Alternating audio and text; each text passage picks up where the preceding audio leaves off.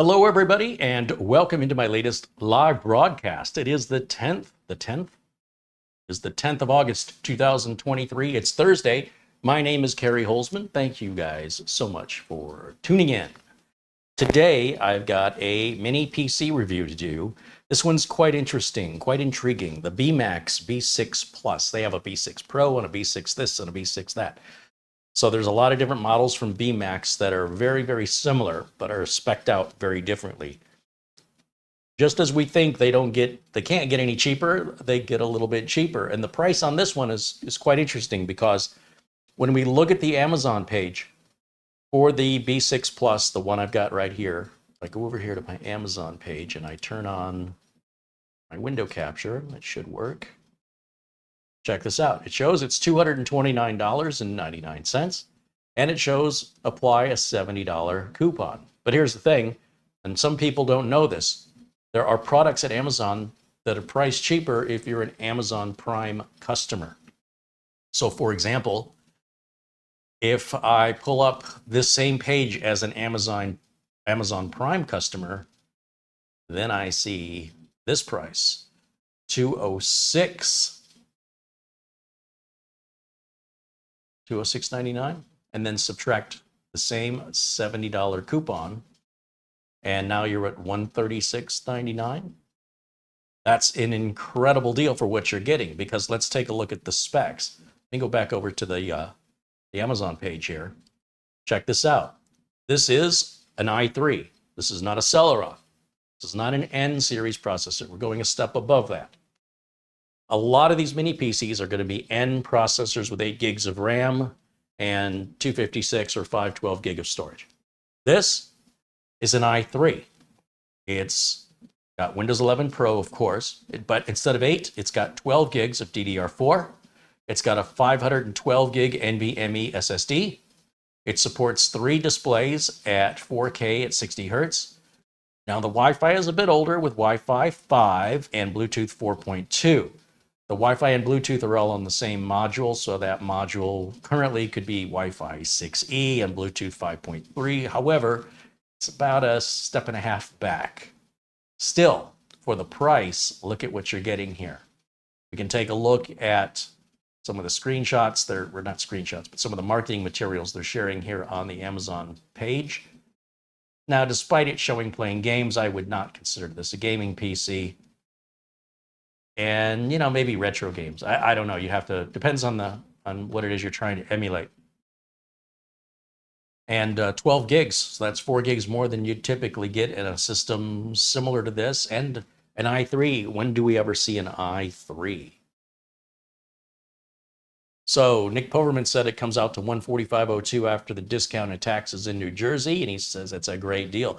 Yes, considering that Windows 11 Pro from Microsoft all by itself is $199.99. Let's see, let me turn that off and let me turn back on camera 1. There I am. All right, so that's what we're going to be looking at today. This box is taped closed. I have never opened this before, so we're going to do that live on camera, unscripted, all one take. Mark Gaines has now been a supporter of the channel for 15 months. Right on, Mark. Cheers, my friend. He says, hello, Carey, and everyone in chat. Also, before the stream started, there was a contribution from, hold on, I got to pull it up on my screen, from Paul O'Brien, who contributes €2 and says, hello, Daddy and Mammy, where's my child support? Hey, that stopped when you were 18. You know, the judge told you that. Paul O'Brien joining us from Ireland, I believe, and Mark Gaines joining us from Northern Ireland. Thanks, guys, for supporting the channel. Also, a quick shout out to our friend Buster in Scotland. Buster contributed an Amazon gift card and a couple of super thanks in a couple of videos that he's not been able to join us. He's doing well. He's just busy, and our thoughts go out to him, and always want to give him a shout out. There's our good friend Rick Lakes with a $10 super chat. Rick joins us from Minnesota. Minnesota. Thank you, Rick, as always. And let's see. Well, I think there was one I'm missing here, and I just wanted to verify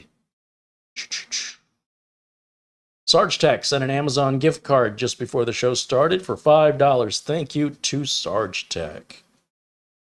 All right, that should catch me up.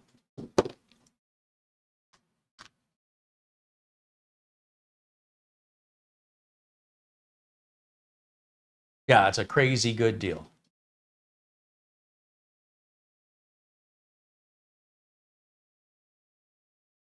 Richard Collins says hello. Dick Poverman said, I purchased the two 970 Evos you showed yesterday, got them before 7 p.m. last night. It's so nice having an Amazon warehouse so close to me. I ordered 5 of them. And that was one of the packages that arrived yesterday during the show. Gator contributes $2. Hey, thank you, Gator. Yeah, prices on solid state drives, crazy cheap. They've got the Western Digital SN850X, which is a Gen 4 2 terabyte drive for $99 over at Amazon and Newegg today. Crazy. I mean, I don't know. The Western Digital drive is much, much faster at up to 7,300 megabytes per second. So if you've got a Gen 4 motherboard, consider that Western Digital SN850X. In fact, I can pull it up here real quick just to make sure it's still on sale. These sales, they sometimes can happen, come and go very quickly. So let's just turn on the window capture again, and let's go back over to Amazon and do a quick search for Western Digital SN850X. And we're looking for the 2 terabyte. Uh-oh, maybe it's sold out.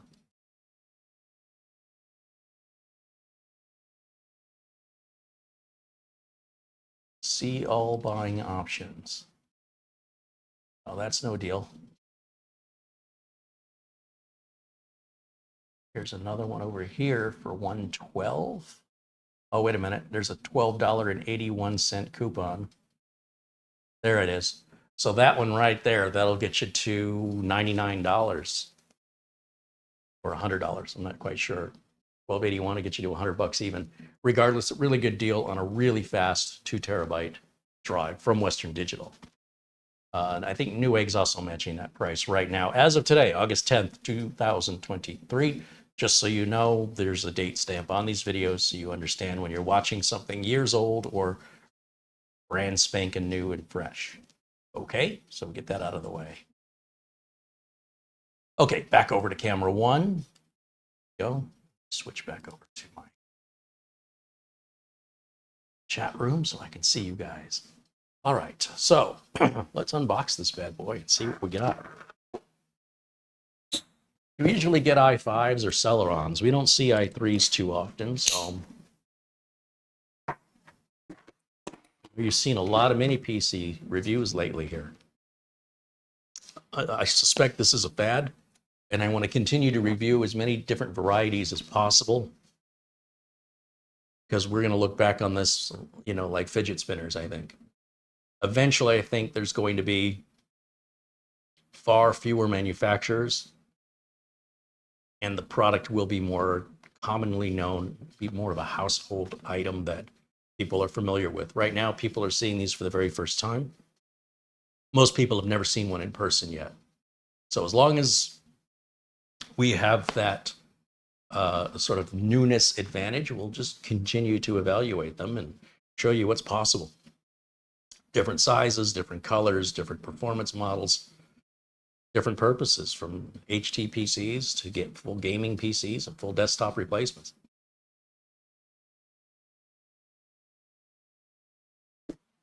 Okay, so Bmax. Bmax.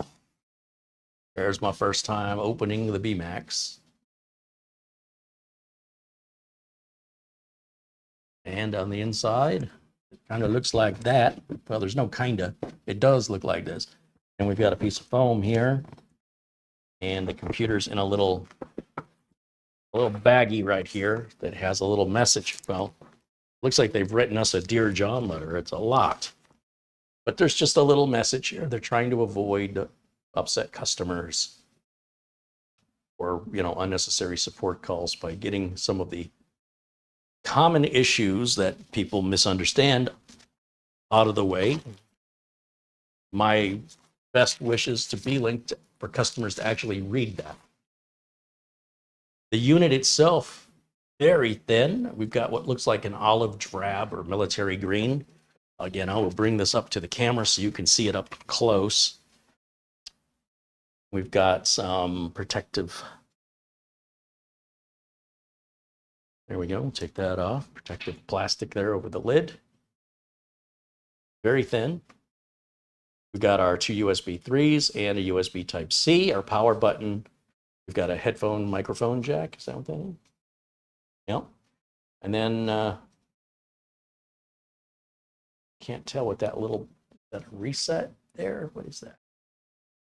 Yeah, that's going to be a reset. So you would grab like a paper clip, straight it out and stick it in there if you had to reset this. Shouldn't have to ever use that unless you're doing something like trying to overclock it or something. All right, so that's the front. There's one side. There's the other side. Clearly see where the vents are. And then we come around the back, we can see our two USB, I'm sorry, our two HDMI ports and a single USB in the back. That's unusual. I'd like to have seen two back there. We've got our Ethernet port and our power barrel style power jack. And that's it. That's all she wrote. Now to open this up, it looks like we've got 4 screws on the bottom there. Remember, this is the B6 Plus. There are lots of different variations of B6. This is the B6 Plus. Okay, so if it can support 3 display outs at 4K at 60 hertz, there's 2 HDMI. Where's the third one, Carey? The third one's going to come out of your USB Type-C here in the front. So yeah, you're going to have an ugly cable coming out the front. I don't know why they did it that way, but you can do it. All right, let's see what else we got in the box. We have a box in the box. And in there, we've got a few accessories. Power plug, got to have that. It doesn't say Bmax on it, so I would get a marker or label maker and I would write on this with like a silver Sharpie and I would write Bmax. In fact, I'm going to do that right now. A silver indelible permanent ink Sharpie marker. If it were white, I'd use a typical black Sharpie. These silver Sharpies are easily found pretty much anywhere that sells Sharpies has these. And I'm just going to write, I don't need the model number or anything. I'm just going to write, Bmax. Yeah, you know what? It doesn't look pretty, but it'll get the job done. The problem that we run into is people move things around. And if these two items should get separated, and then later they're reunited, if you don't have the right adapter, if you found this piece and now you're looking through a box of power adapters and you're just trying them to see which ones fit, that's a sure way to smoke both the power adapter and the unit. So I think it's critical that manufacturers label, put their name on their power adapters. So Sony will do this, and other manufacturers that are big manufacturers like HP and Dell will label their adapters. But these smaller manufacturers, I haven't seen them do it ever. So, you know, if you want it to look prettier, use a label maker. Trust me, you will thank me in the years ahead when you cannot find, or you're wondering which adapter is it when the two get separated years from now. Get that out of the way now, and it's one less stress you'll have. They've given us what appears to be about a 5 or 6 foot standard US HDMI cable. We've got a very small VISA bracket here with screws, and that's if you want to mount this to the back of a monitor, or you could even potentially mount it onto the side of a desk or hang it on a wall. That's what these 2 screw holes right here are for. And let's put this back.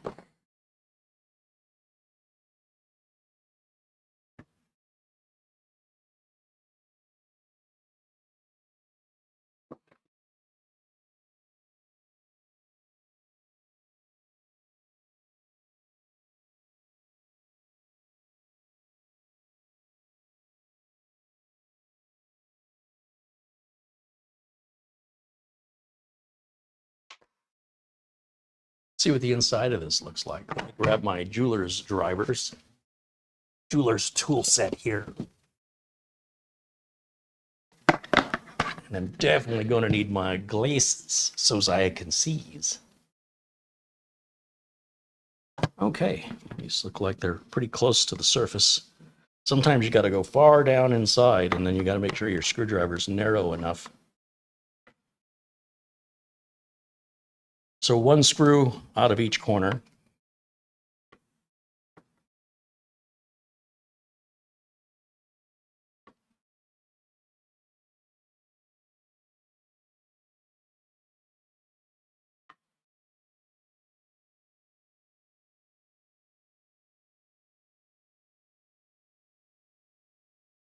Exciting video, isn't it? It'll get better in a second. Just crack this bad boy open and see what's soldered down and what's upgradable. That's an awful good price. Okay, so the serial number, everything is written facing the back. I got to remember that. So when I put this back on, there is a small little tab right there that you can reach in for like a small flat blade screwdriver or some pick or something and pop that open like so.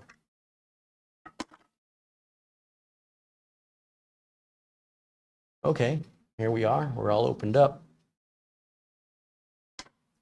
Let's take a look-see what we got going on here. All right, well, a little of everything. We do have a socketable NVMe drive. We have another M.2 slot we can use that's only NVMe times 1. I think this is 1x. So I think that's saying that's the speed of it. Now, a lot of times the Wi-Fi controllers are located underneath the M.2. But if we look underneath this M.2, we can see the CMOS battery, but nothing else. The other M.2, we see the 2 wires, right? Because if an M.2 was right over this, it'd be covering up that. That's your Wi-Fi card, and unfortunately, it's soldered in there, so you cannot upgrade the Wi-Fi. Well, let me rephrase. You could upgrade the Wi-Fi if you go into the BIOS or go into Windows Device Manager and disable. You don't have to, but I would disable this one and then just pick a USB Wi-Fi adapter or Bluetooth adapter to plug in and have it on USB. But as far as like being able to open it and upgrade, that looks like a big fat no. That is soldered in, and I don't see any option for RAM being upgraded on this. And usually, if you don't see the RAM next to your M.2 or somewhere along the same plane, it's likely not underneath unless it's soldered down. So I'm going to imagine that the RAM is soldered down here and you cannot upgrade the RAM. This is an Ice Lake i3 1000NG4 according to the label inside.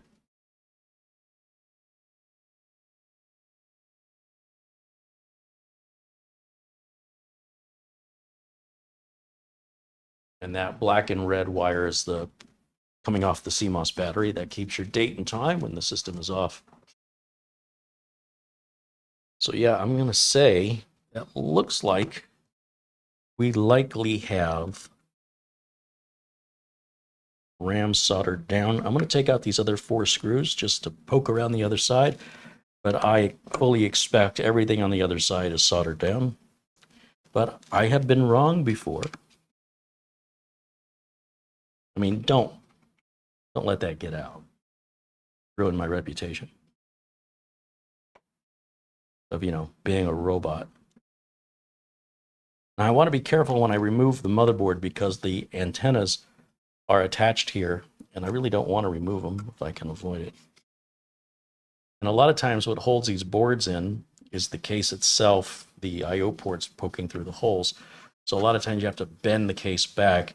This can be a real problem if the case were made of metal. Some people consider case is made of plastic to be of undesirable quality, but I would disagree. Unless they're using the metal as a large heat sink to keep everything cool, it just adds weight and inflexibility anytime you need to work on the system, or you have to figure out the clever way that you have to get the board out, since you're not going to be able to bend the case like I can here.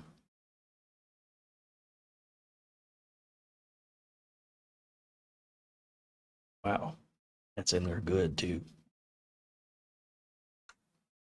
It's coming. You can see I'm bending it quite a bit to get this out of here. And I don't want to use too much force because I don't want to break those antennas off. Probably should have started at this side based on what I'm feeling. Okay, here we go.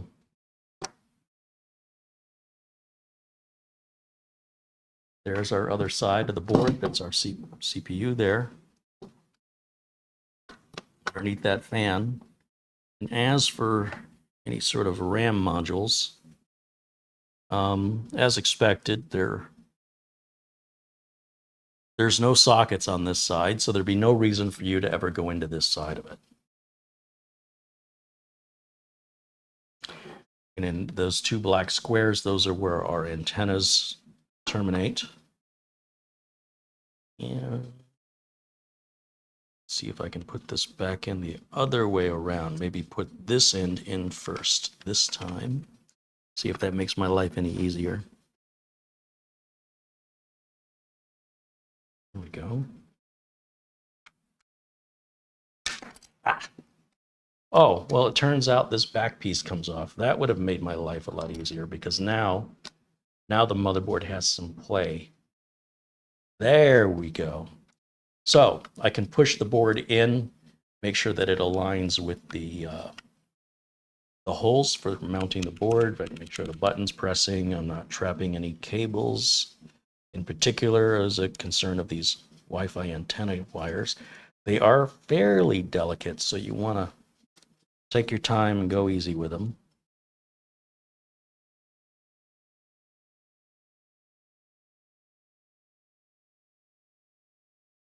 So yeah, RAM is going to be soldered down. You cannot upgrade the RAM.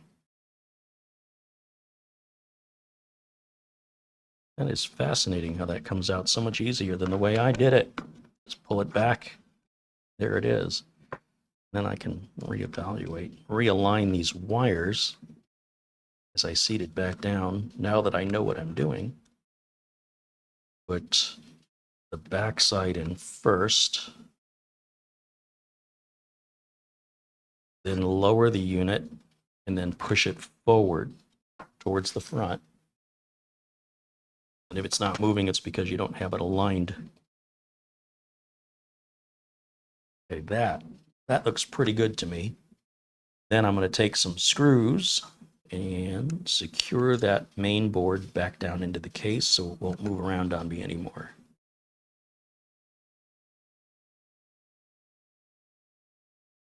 Making sure I'm pushing it all the way forward. And the holes that we are screwing these little screws into should be completely centered underneath the hole. It shouldn't be, you shouldn't see half of it or a quarter of it. You should see the entire hole if it's aligned properly. And if it's aligned properly, that means that it's in deep enough that you're not going to have any problem putting the backplate back on, that the I/O ports could be sticking out too far. And this just clicks in very, very easily.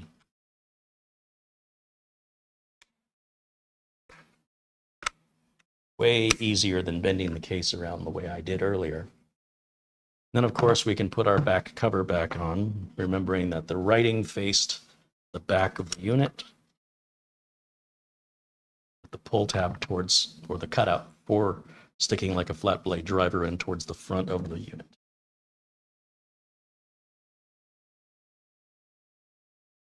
So you can add more storage.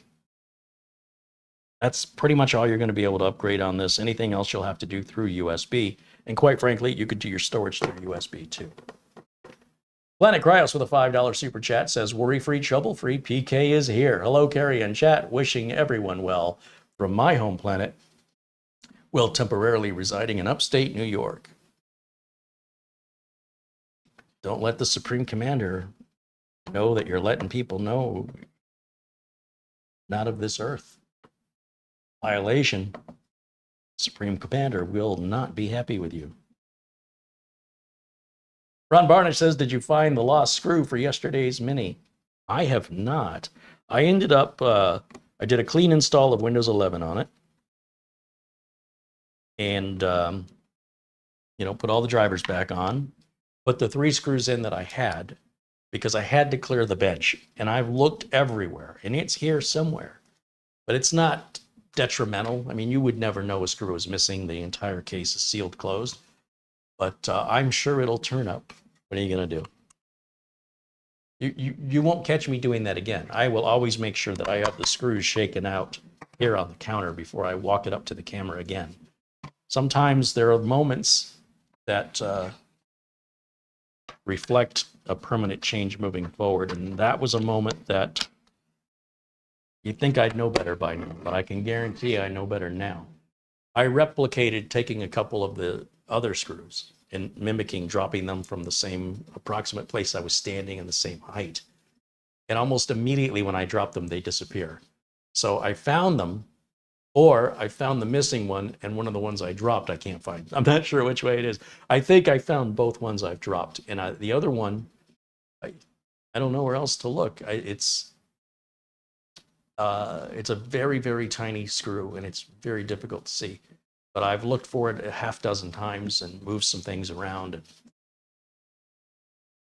I'm wondering if I got caught up on my pants or in my shoe, and then I ended up walking and kicking it.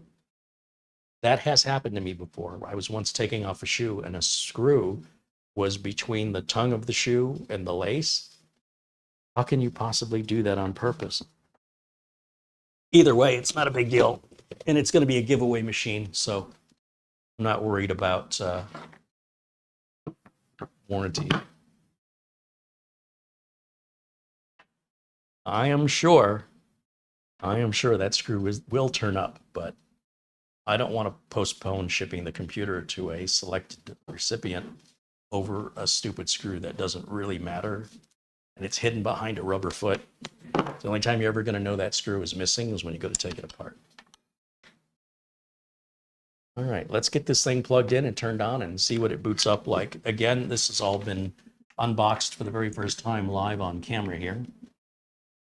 So I have no idea what version of Windows we have. I know it's Windows 11 Pro, but I don't know as it's 21H2, 22H2. We can plug into either of these HDMI ports. I'm going to leave the network not plugged in at this time, so we can get through local accounts set up on Windows 11. And I'm going to plug the USB Wi-Fi, the USB dongle for the wireless keyboard and mouse share the same dongle. It's nice. So I'm going to go over here now to my HDMI input on the capture card, and we'll take camera 1 and we'll stick it in the corner. Just like that. Good enough. And 3, 2, 1, power on. See how long our first boot takes. Keeping in mind a first boot is typically a little bit longer than a regular boot.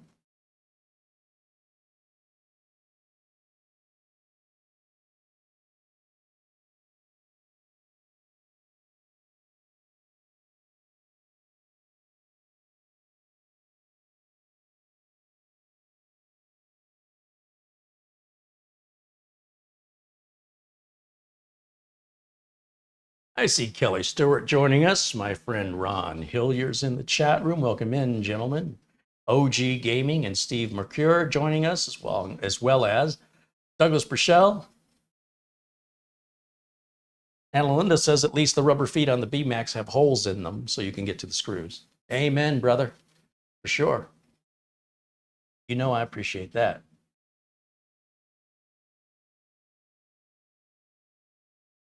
Starchstick said that's a perfect color for an Army vet giveaway. It is, isn't it? All right. Yes, if you're watching the video, which I'm assuming if you can hear my voice, you're watching this video. Be sure and click the little gear icon and verify you're watching it in 1080 resolution. Windows will change it and you won't even know.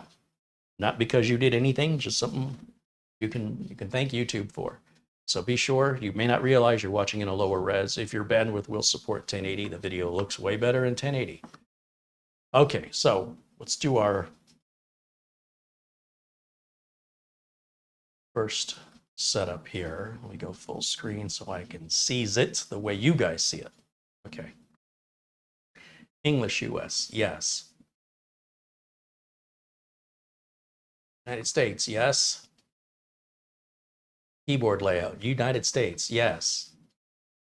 Secondary language keyboard, no, skip. License agreement, accept. Oh, look at this. It's not forcing us to get on the network. User, enter, enter. Nice, no bypass NRO needed. Keep location on, turn everything else off. Keep our date and time always synchronized at all times, and even after daylight saving time, or just the normal loss of seconds or gain of seconds that occurs, because no clock is perfect unless it's like the atomic clock or something. So anyway, I like to keep location settings on. Those of you who are regular here already know all this. Paul O'Brien says, hello, Daddy. I want a DNA test. Jason Wyrick said, did I miss anything? Nah, just me talking.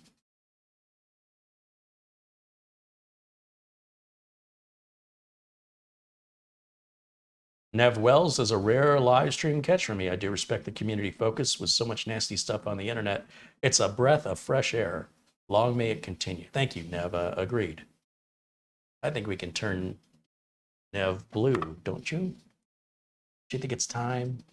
As soon as I start to recognize your name, so in other words, you participated in the chat often enough that I'm starting to see your name. Like if you keep changing your name, then you're not helping yourself.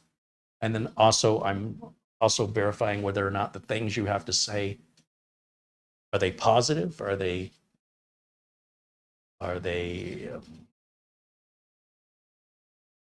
all about you, or are they about the community? Are they beneficial to the community, or are we just talking about you? Just things like that. Are they nasty? Is it spam? Is it promotional? Is it look at me, I want attention?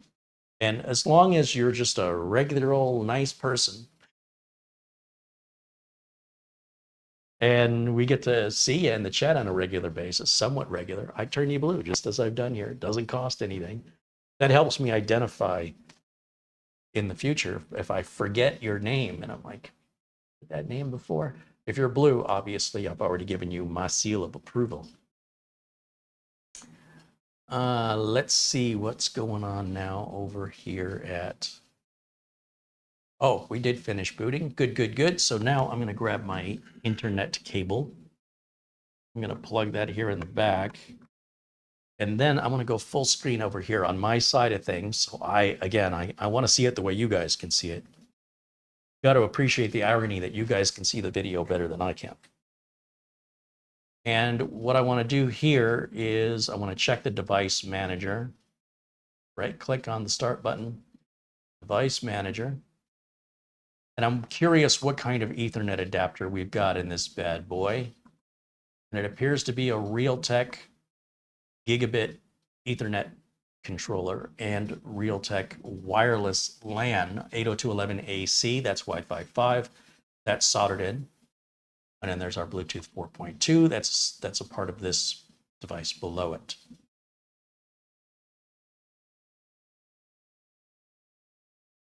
Okay, is there anything else I want to look at? We want to make sure that we have a security component in here. Uh-oh. Uh-oh. We should have a security component for our TPM device for Windows 11 compatibility. I do not see it. Oh no. Let's take a look here under properties. And we've got an Intel Core i3 1000 NG4. There's our 12 gigs of RAM. 11.7 gigs is available because 0.3 gigs is used for our integrated GPU. We are running 22H2. I'm happy to see that. But I am concerned that I don't see a TPM module. So let's try something here. Let's do a check this. Start without your data here. Uncheck that. Close this out and reopen again so I don't get all that junk. All right. Windows 11 health check, I guess.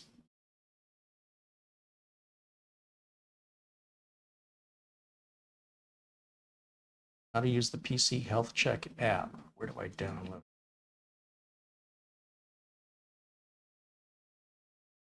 If you don't have it, you can install it by going here. Okay. So we're going to download that and we'll install it.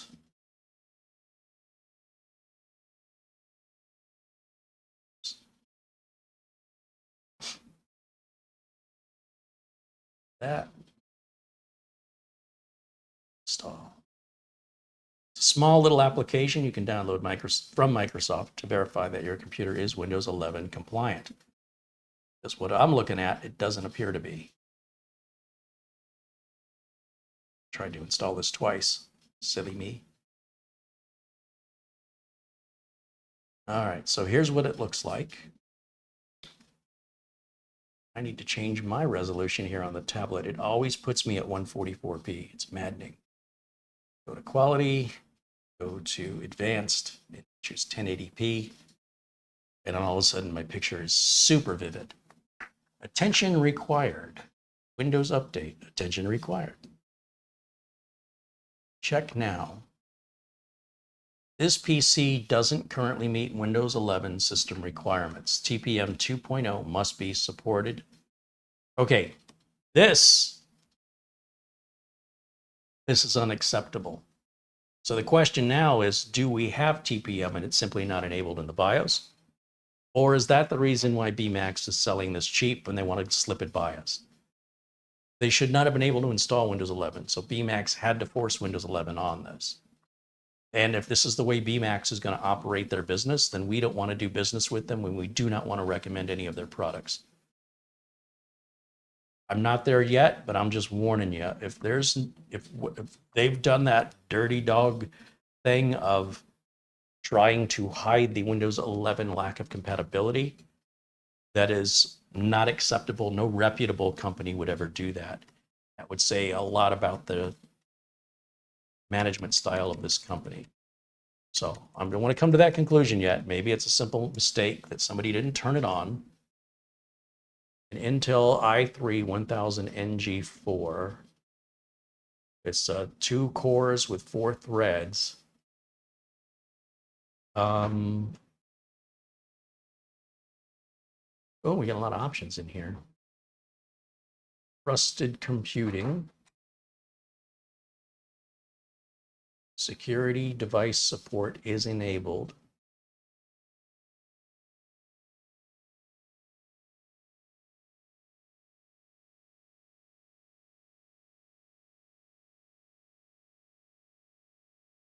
Well, this doesn't look good.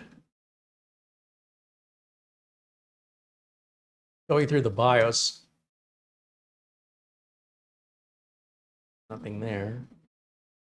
Paul O'Brien contributes €2 in Super Chat. Says, to all my fave uncles and cousins, give me my money.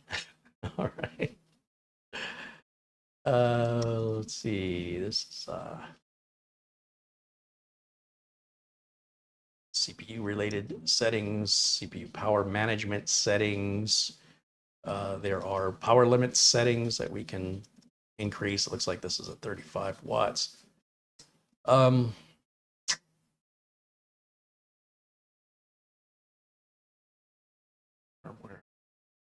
PTT. Okay, that's interesting. DTPM or PTT plus a platform trusted. Don't know. Platform trust technology. So those are usually there's two places you go in. So that's the other place I was looking for. Everything else, the only other thing I would ask is if we look again at what that processor is. i3 1000 NG4. Okay, i3 1000 NG4. Let me see. Windows 11 compatible CPUs, Intel. And the first link will give us a Microsoft website here to show us all the Intel compatible CPUs. So let me go to my window capture. Let's do that.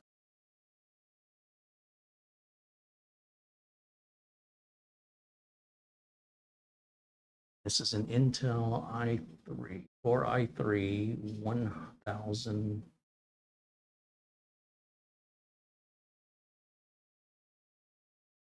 Say it was a G1. I can't remember. Back. Pick another.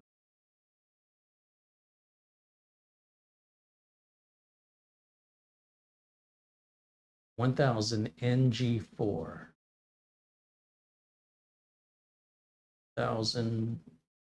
Says G4 right here. I think that's it. Is i3 1000 NG4 Windows 11 compatible?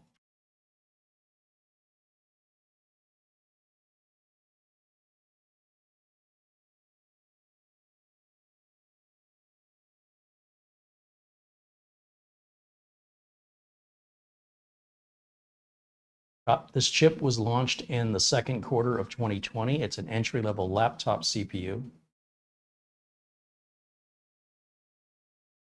1.1 gigahertz with a boost of 3.2.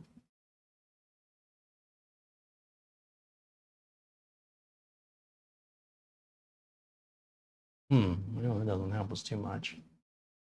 Okay. Go back over to the HDMI input. Let's save what we've changed.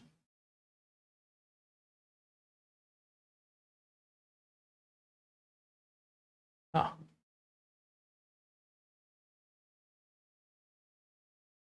Let that reboot.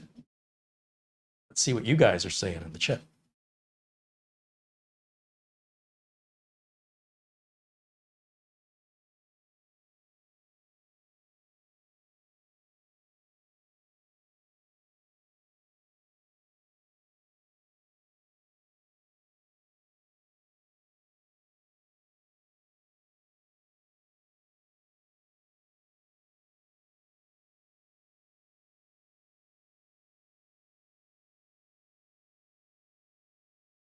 Daryl Cockram said, Carey, I was poking around on B&H the other day and found the OYN 8 terabyte drive for $759.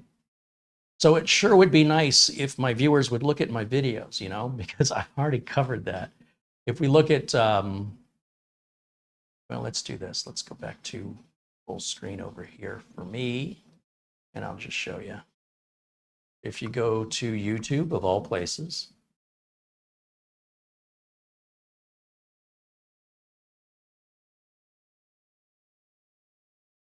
oh, this has Chrome. They put Chrome on here, and they put those desktop icons on here. Okay, well, there's something suspicious going on with how they've installed this OS. Let's go to, what's that? Edge.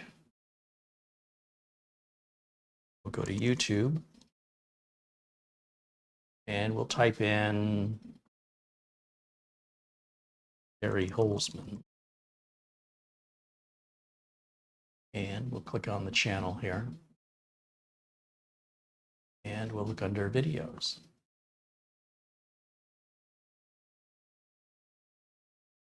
So 5 days ago, I posted a video about the OYN Digital 8 terabyte drive, $759.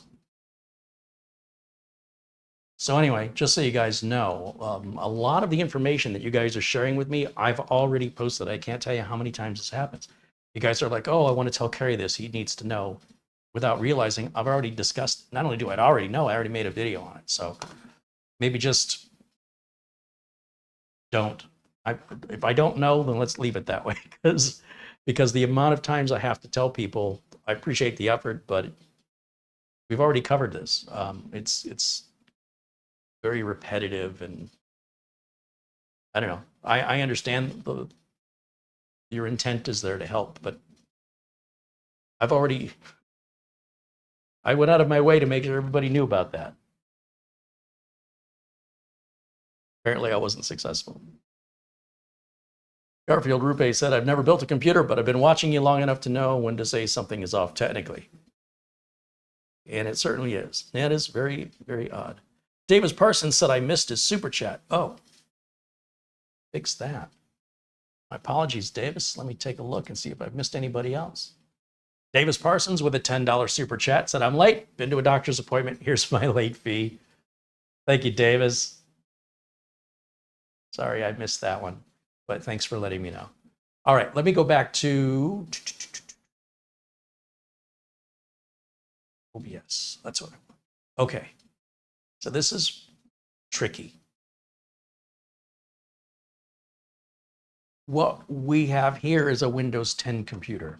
That's what it appears to be. And the problem when you force Windows 11 onto it is that Microsoft has stated time and time again that if your computer does not meet Windows 11 requirements and you still put Windows 11 on it, you are not entitled to updates. Now, that leads to a bunch of boneheads going, oh, I'm getting my updates. Yes. What did I just say? You said I'm not entitled to updates, but I'm getting them. That's right. But you're not entitled to them. Yeah, but I'm getting them. Like they can't seem to get past the point of today. I'm talking about tomorrow. I'm talking about next month. I'm talking about a year from now.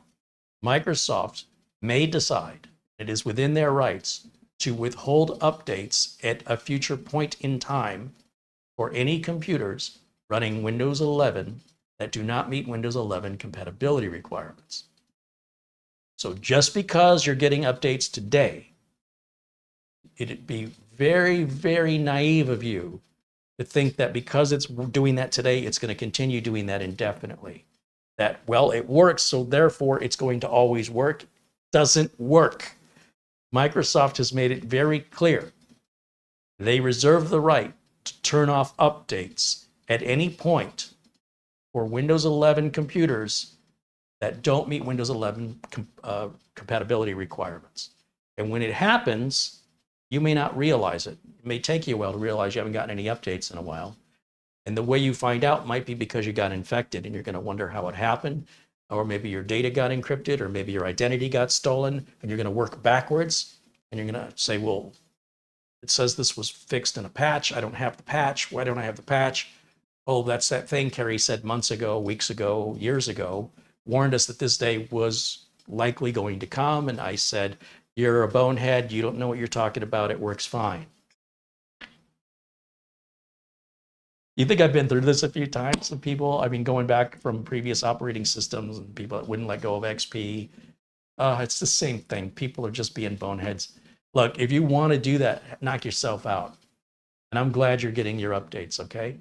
But for a manufacturer to sell a PC advertised as having Windows 11 implies that that's a Windows 11 compatible computer. And apparently it isn't.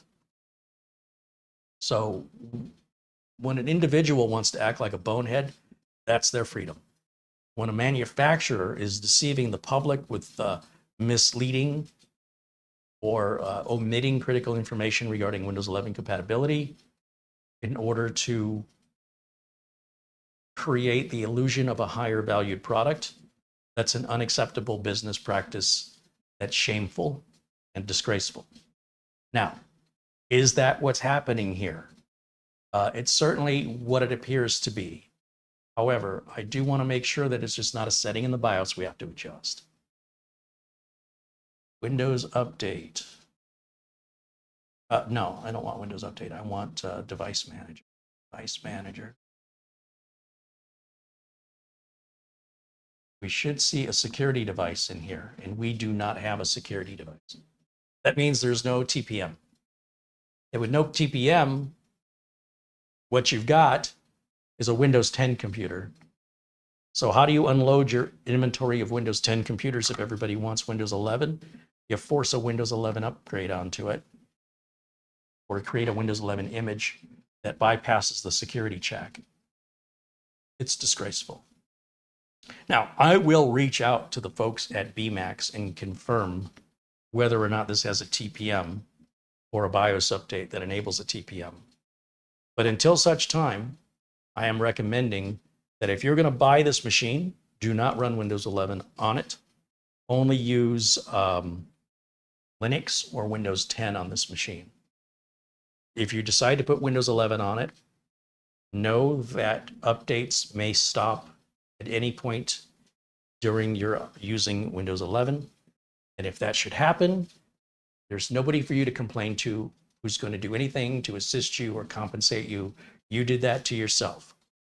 Now, with the one exception being that if you bought this machine from Bmax or any other manufacturer, like we had that machine from Chewy that was running Windows 11 that had no TPM. Remember when I said there's a lot of these manufacturers coming out of the woodwork. There's like a gold rush for mini PCs, and they're all not reputable and they're all not honest. And in doing these reviews, what I'm trying to do is weed them out and give you guys a heads up so you're prepared. Some units may cost more, but it may be because they're legit. Other units may cost less because they're not legit, that they're trying to sneak something by you. I don't have 100%, I'm not 100% certain that it's just not a mistake, but I'm certainly leaning that mistakes like this shouldn't be possible with a system integrator that knows exactly what they're doing, okay? It's unacceptable. Bmax sent me the computer to review. So I'm personally offended that they thought they could pull one off and that I would be an accomplice in this deception, which I refuse to be. And if this is how B-Link is going to disrespect us, then we won't showcase any other B-Link product ever again. And so when people ask me, what do you think of Bmax? I will point them to this video.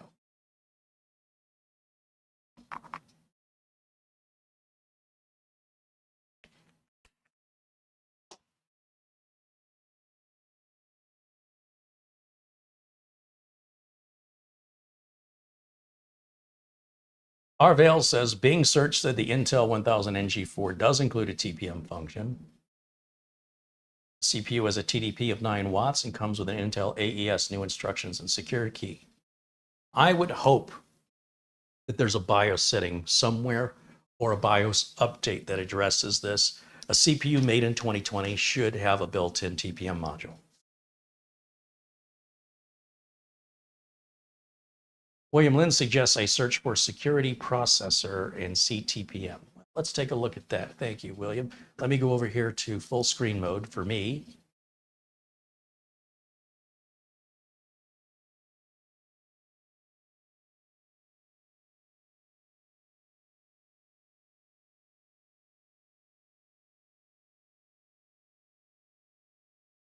Security processor.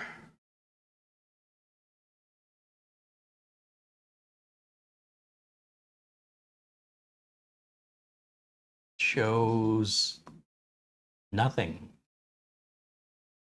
Yeah, that shows there is no trusted platform module seen. That's typically because the CPU doesn't have that feature or the feature's not enabled in the BIOS. Once again, I'm going to go back over here and restart this computer and get back into that BIOS one more time. Nick Poverman said you should see the craziness on eBay. People are selling computers that are not compatible with Windows 11 and selling them with Windows 11 on them. Yes, I expect somebody sitting at home to behave in that way. They're not professionals. They're just trying to earn a buck, and they'll deceive and manipulate other people in order to earn $1. Want to professional company behaves like that, it is absolutely unacceptable.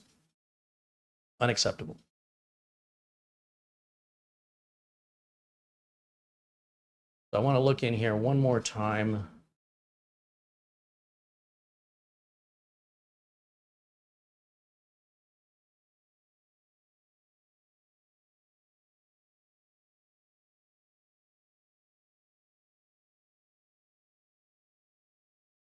Integrated Thunderbolt support. I have a suspicion that that ain't going to work, but I'm going to turn it on. I'm wondering if this BIOS wasn't even intended for this board. Where's Jamie McGregor when I need him?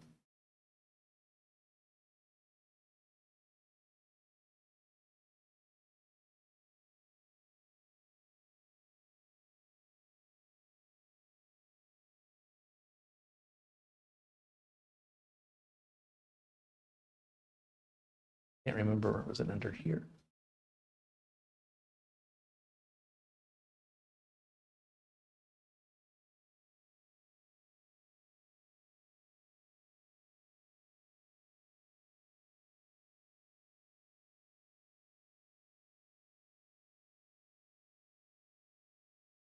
PTT config. PTT not applicable. That is going to be a problem.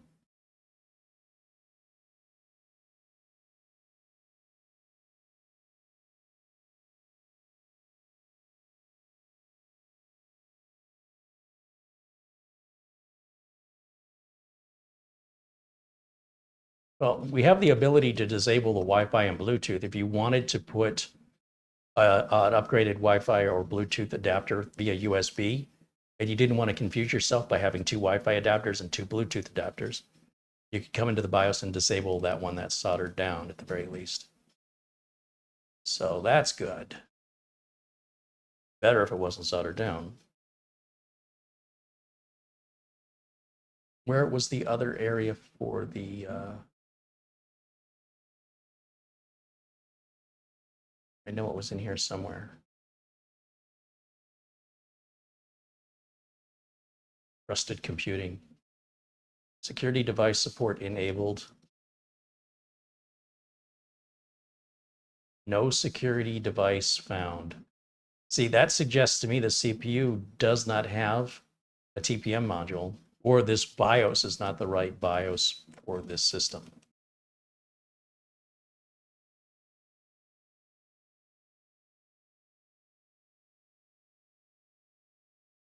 Save and exit. You know what? Let's do this. Let's load restore defaults. Let's save these changes and exit. Yeah. Well, I think what we got here is an attempt to deceive the public.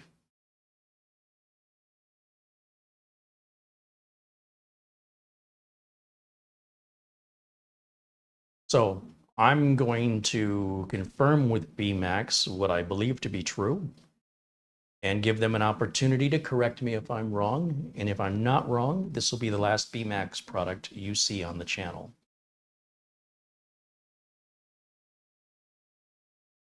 Starshine says, How to Geek has an article, TPM could be disabled.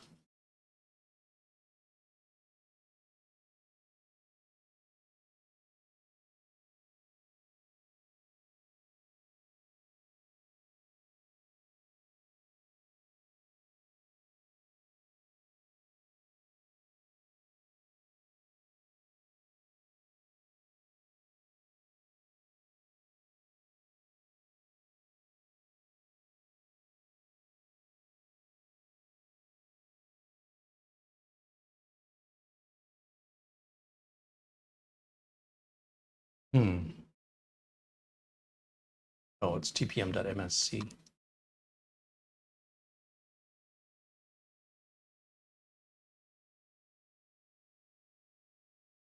Yeah, we got a problem. This is a very serious problem, one that should not be taken lightly, because we're talking about people's identity. We're talking about your credit, the money in your bank account, all of that potentially at risk because this company has either made a gross error or has done so intentionally to offload undesirable merchandise.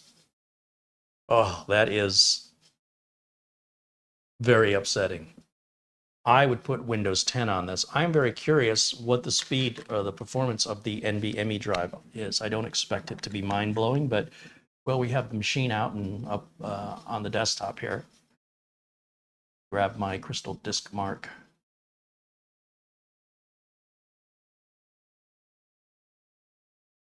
Crystal Disk Mark Portable, drag that out to the desktop.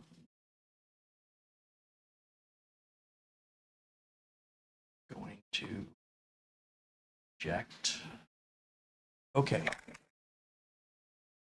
going to go over here to Crystal Disk Mark Portable, 64-bit. Yes.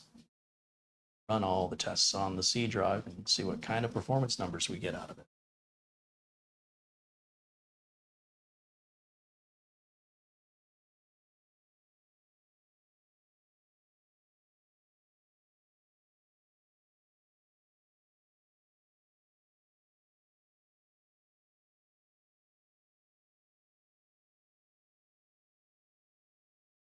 William Lynn said, did Bmax say the B6 was Windows 11 ready? It ships with Windows 11 Pro, William. You don't get a choice of having Windows 10.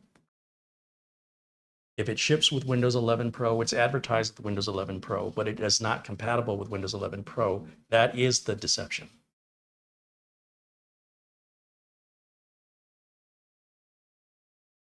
Performance on this NVMe is decent at a Gen 3 drive running at just under 2,500 megabytes per second on sequential reads. That's fair for this level of PC.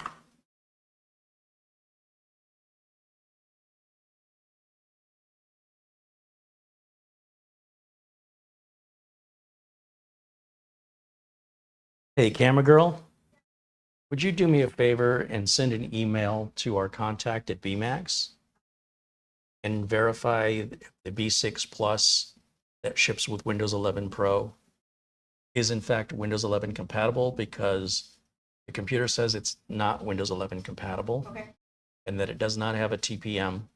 And what do we have to do to turn the TPM on or to activate the TPM? I don't want to imply anything yet. Right. If they come back and say there's no way to turn TPM on, then they're deceiving the public and they're offloading what is essentially a Windows 10 computer disguised as a Windows 11 computer in order to offload old inventory. So thank you. All right, so I got camera girl going to work on that. Be sure and get your cape.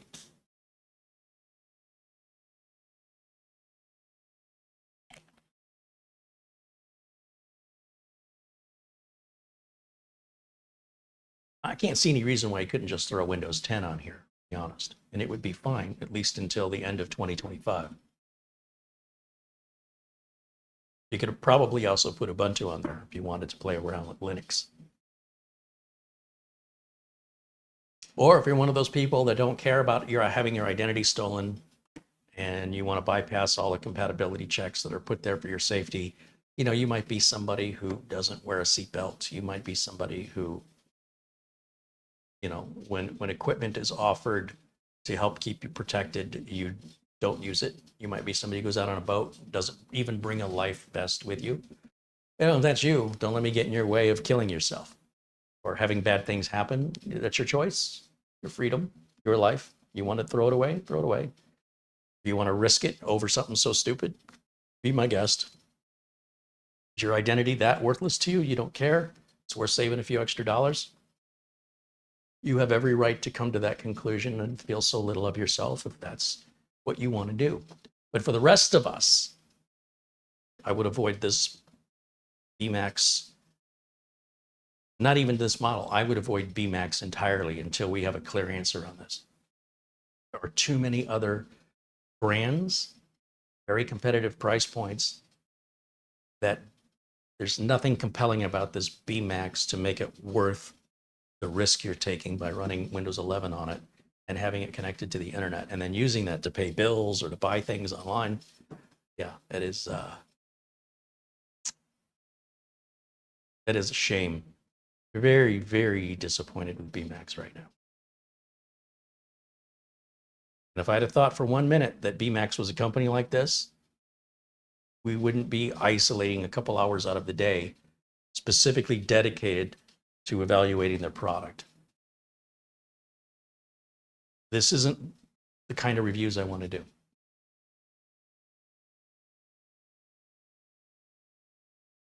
Bull142 says, Carey, check your email. Okay. V Manor says, I saw a YouTube video about how to enable TPM and secure boot on a Bmax. Oh, okay. Well, let's see what that video says. They go into trusted computing, security device support disabled, no security device found. Okay, so they changed that to enabled. We already did that.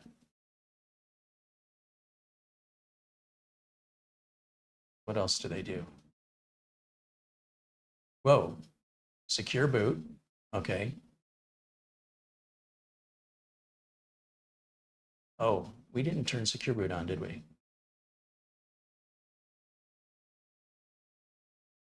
In secure boot mode, they set to standard. Okay, let me pause that video. It still shouldn't have shipped this way. It's unacceptable. The customer buying a PC at this level likely doesn't have the technical knowledge. This should have been done from the factory. But if it makes it work, then we're going to call it a mistake in configuration. So let's see. There's our final numbers. So 2491 on the sequential writes, 2491 megabytes per second on the sequential reads, 1953 megabytes per second on the sequential writes. Let me go full screen here real quick and get back in the BIOS, and then I'll check my email. So back over here, close this, put this down, start.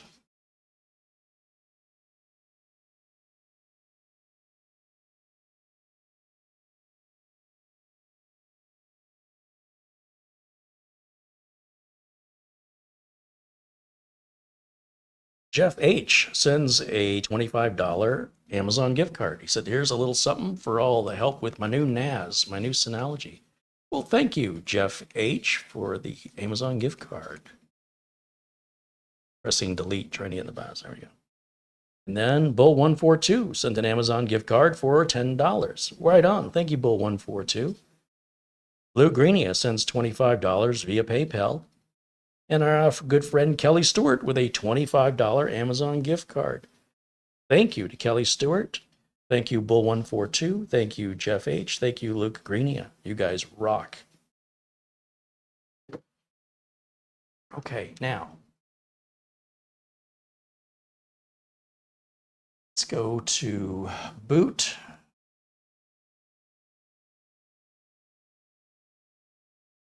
Under security, secure, where's secure boot?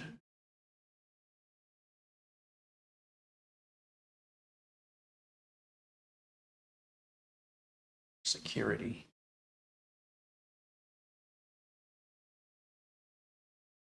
Secure boot. That could be a problem. Let's enable secure boot. What does that say? Secure boot can be enabled when systems in user mode. Repeat after rolling platform key. Okay, secure boot mode, standard.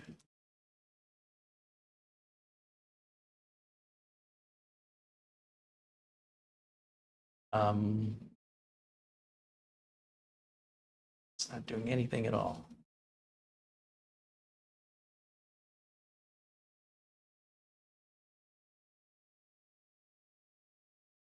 Oh, hello. That's something.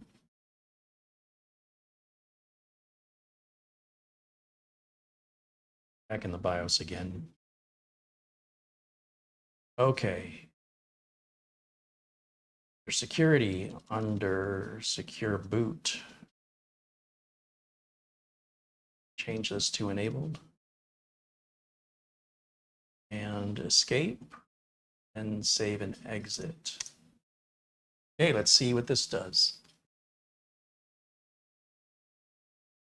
Brand new computer. This should have been properly configured by the manufacturer before being sent out to a customer. So if it solves it, we'll chalk it up as a mistake. But if it doesn't solve it, well, the inquiry to Bmax will hopefully lead us to an acceptable resolution.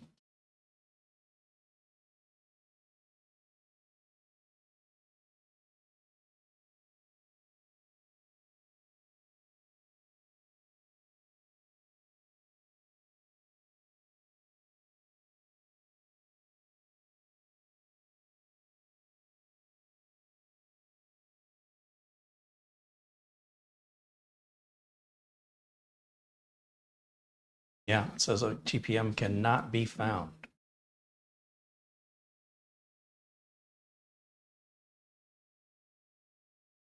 Let's go back in the device manager.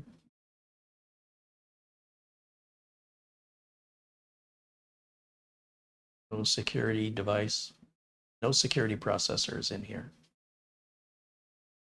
Okay, let me go back into the BIOS one more time. I haven't watched this whole video. I stopped it there thinking that was the missing piece. There may be more missing pieces. I'm only a third of the way through the video.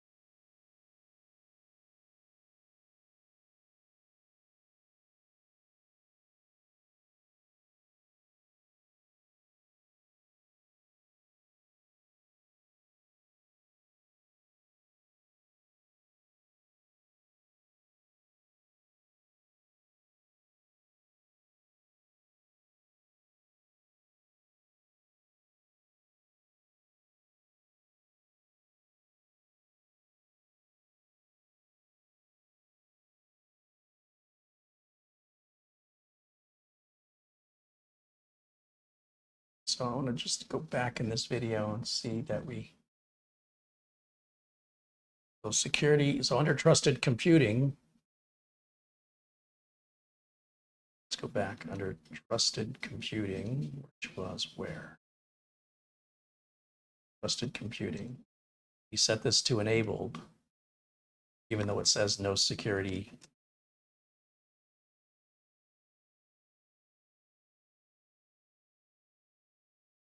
Let's see what else he does.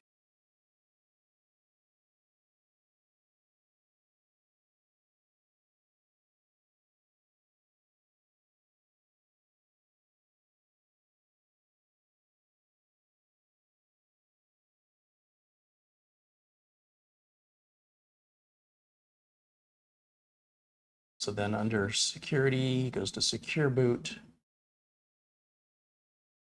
changes it to enabled, changes the boot mode to standard. Then he goes to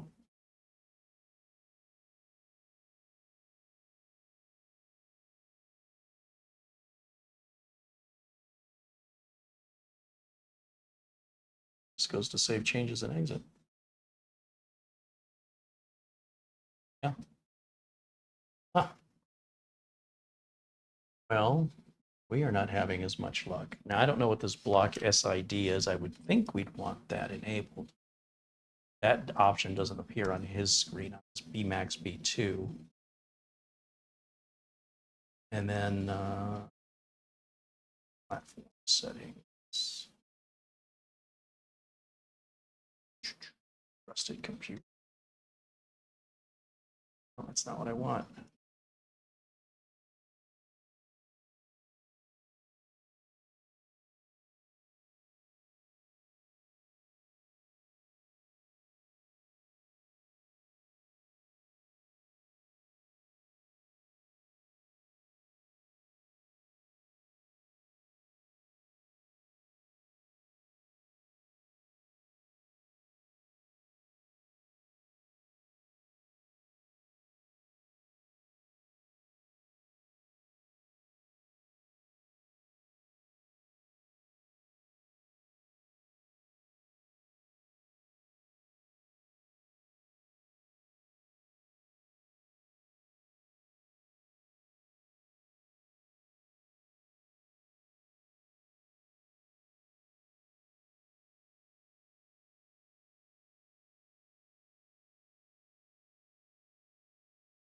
Only other thing is the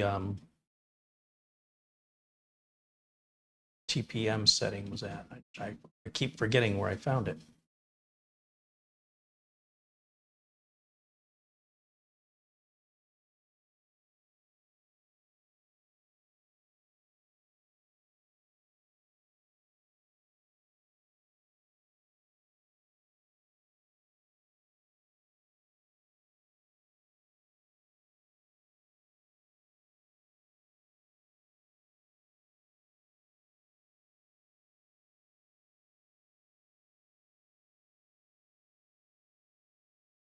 It's a very strange BIOS. It just doesn't feel like this BIOS belongs on this board, or it's like a one size fits all BIOS. There's a lot of features this BIOS is offering the board doesn't have. I mean, a lot.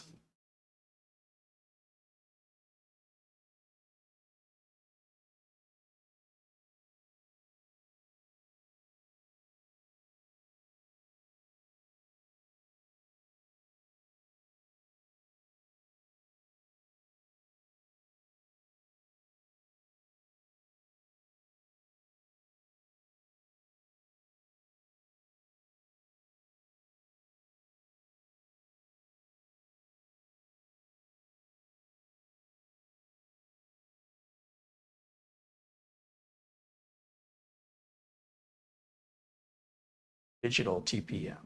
I think that's PTT.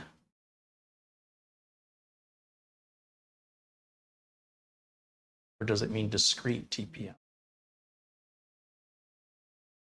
should be PTT. For some reason, it was set to discrete. We set it back just to try it. Where am I? Advanced, under the PCH-FW configuration. Okay, so I got to remember. Save changes and exit.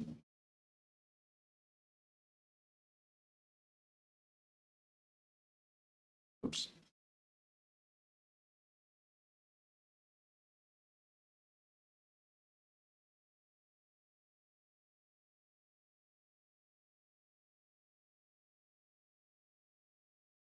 Dark Umbre says, according to Bing AI, the i3 1000NG4 does not have a dedicated TPM.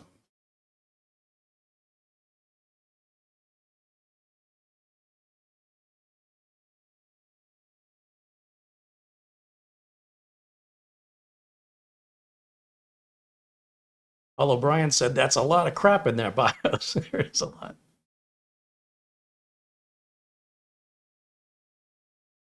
So let's see, click under on the start menu and go to device manager.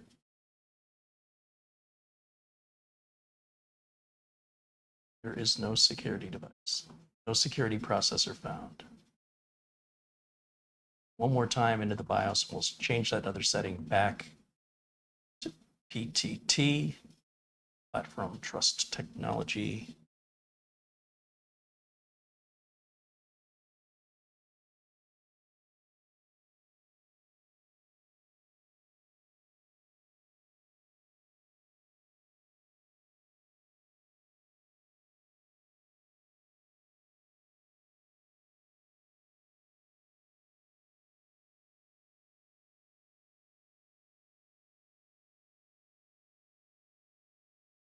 That's it. So if it's not going to find it, I would conclude that there isn't one there, but we will confirm this with Bmax. In the meantime, I would strongly recommend you avoid any Bmax products that are advertised as being, including Windows 11, because you might end up with a machine like this. And if they're a manufacturer who behaves that way, then, what else will they be seeing as fair play? Because I disagree. I don't think it's fair play at all.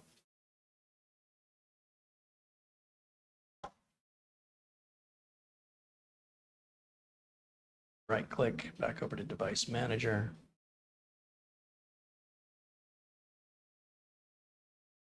And there is no security processor here. We'll scan it just to make sure we're not missing any devices.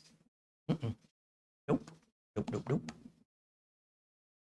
It certainly appears that this chip does not have a TPM module on it, which is weird because I thought all the modern Intel chips had them, but I guess maybe on the really low end chips, they remove it just to keep the price down. I don't know. No idea. So with that, let me go back over to camera one full screen. Does anybody have any questions for me? I think that's going to wrap up the review. I will do a follow-up when I hear back from Bmax. And then if you never see another Bmax product on this channel, then you can come to your own conclusion about what happened. You know, if you missed the follow-up video.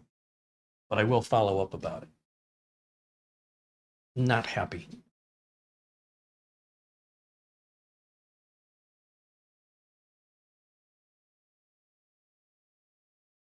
Sarge Tech provides a link to a website for the Bmax Mini PC. Okay.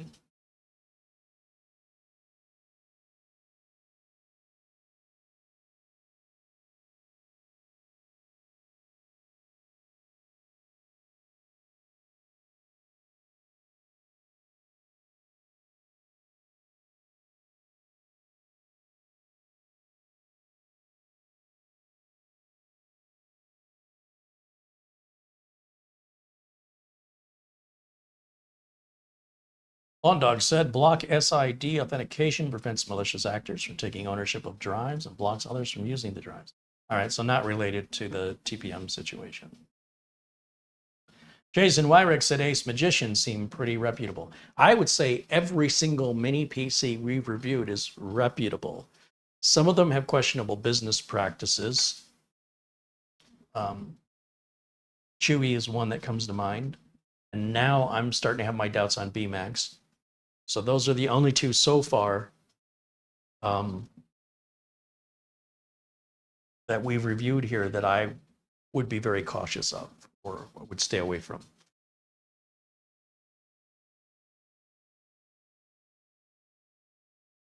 Shadow Dash Media wants to know, would it be possible to get away with one HDMI capture card by using an HDMI switch between gaming consoles?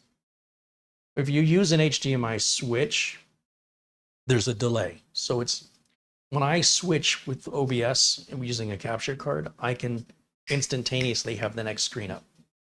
When you use an HDMI switch, it's intended to share a, if we're talking about like an HDMI switcher that would go on a TV, that it's intended to give you multiple inputs to select from. And so when you make a selection, the screen will blank out. The circuit then initiates the next port, if you will, what the button pressed takes you to the next port.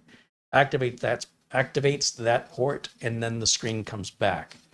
So if you don't mind having your screen go black for a second or two before you see your other input, then you could make that work. But I think your viewers are going to find that very, very annoying.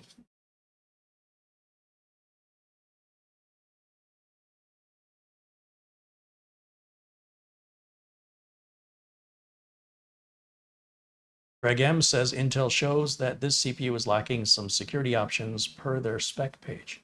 Interesting.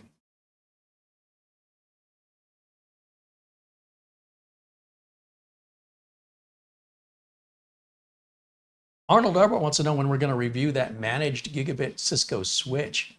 Things have been so busy, it's been sitting in the other room, and Camera Girl's already configured it.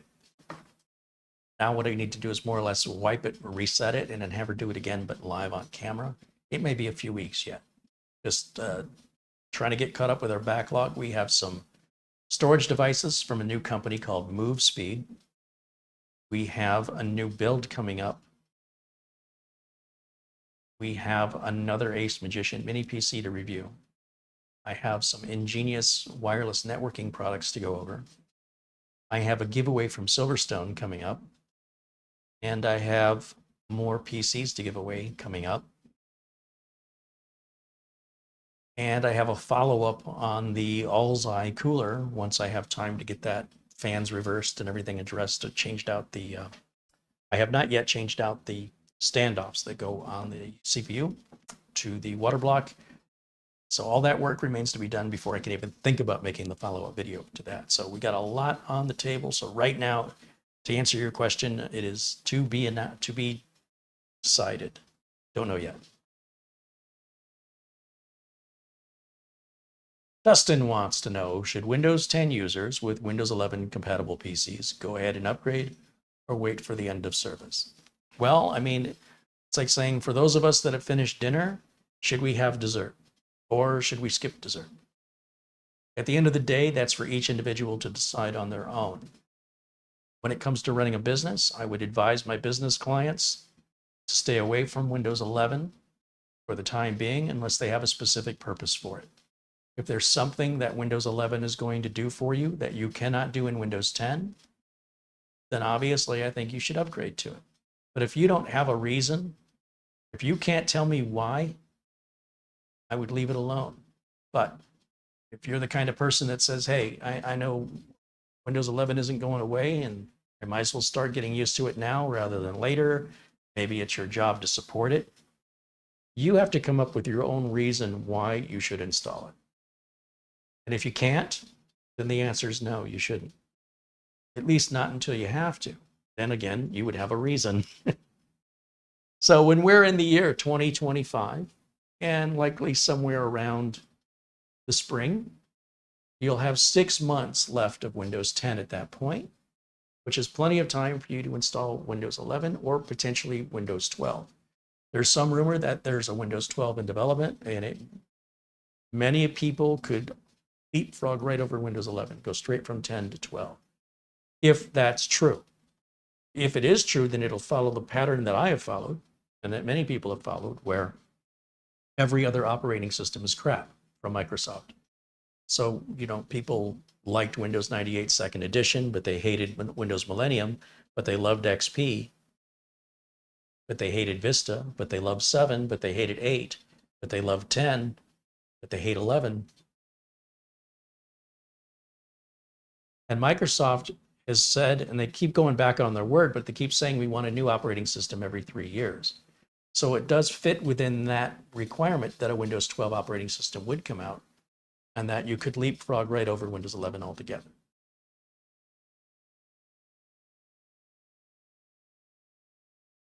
Andy Kane wants to know, would a BIOS update help? Well, that's a good question to ask the folks at Bmax. If that CPU does not have a TPM module in it, then there's no BIOS update in the world that's going to put a TPS, it's going to manifest a TPM module on your chip. On the other hand, if the chip does have a TPM module and it's simply the BIOS isn't acknowledging it or activating it properly, then the answer to your question would be yes. But the people who know that would be the engineers.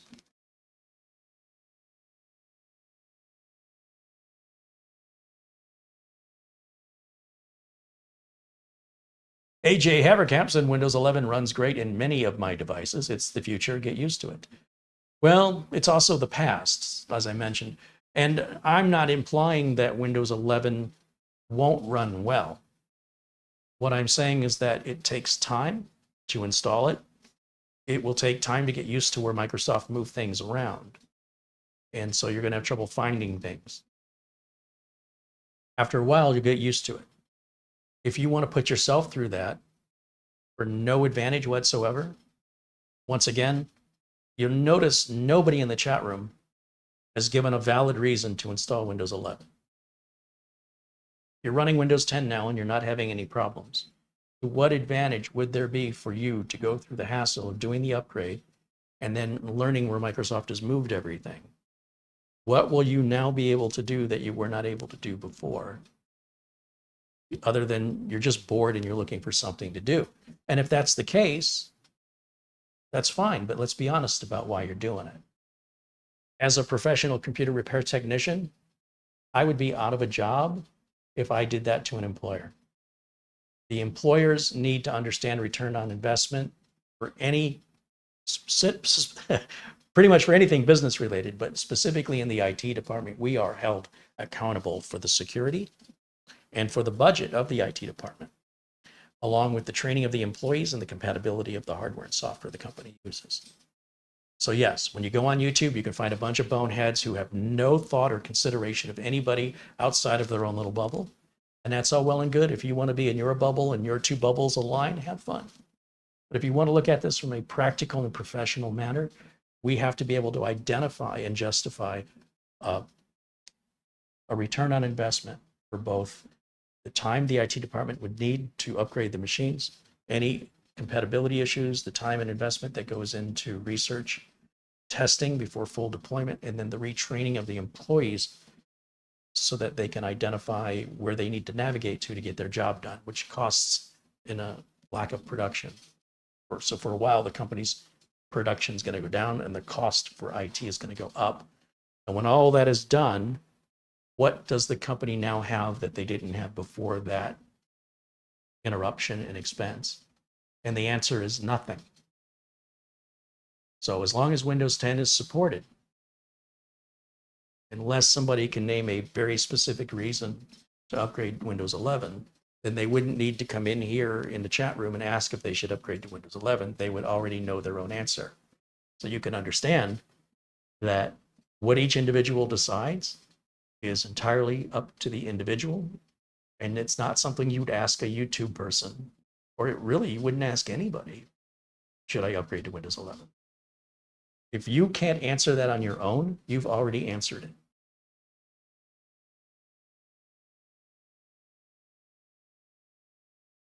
David Martinez says he searched Bmax B6 plus mini PC, and Google says the TPM compatibility is crossed out and says missing. Well, again, we will hear directly from Bmax. I'm not interested in search results. I'm not interested in what somebody online is saying. That all that information is noise. It's not useful. We have to determine if the information we're seeing online is accurate. And the only way we can assure accuracy is to go straight to the source. And that is the only acceptable answer for me, is what the source says. I don't care what anybody else says, because you're just guessing. Or you're believing the accuracy of what you're reading. You're gauging that in your own mind, whether or not it's worth believing. So I want to hear from the manufacturer. And then that is the information I will know is true and valid. Brad Revel says, hello. Hey, thanks for joining us, Brad. William Lynn said, the letter N in the naming convention of the CPU is not a Windows 11 compatible CPU, according to Microsoft. DD says, just for the heck of it, try a BIOS update. Okay, DD. Provide me a link to the BIOS. If you can find me a BIOS for this, I'll update it. Don't hold your breath. Good luck to you. Also, you should just go to the bank and pull out $400 from your checking account. What makes you think I have $400 in my checking account? What makes you think there's a BIOS available as an option to even consider updating?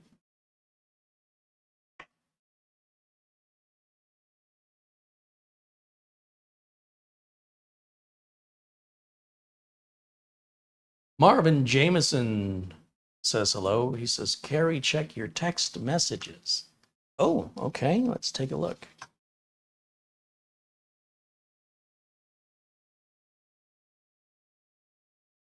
Marvin Jameson says, hope you enjoy this Amazon gift card. I've never had anybody text that. And Marvin sends a $100 Amazon gift card. Well, that's very kind of you, Marvin. Thank you so much.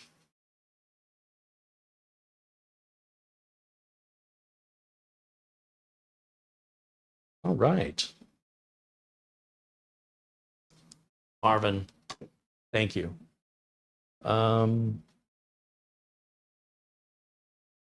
Missing anything else? I think I got it.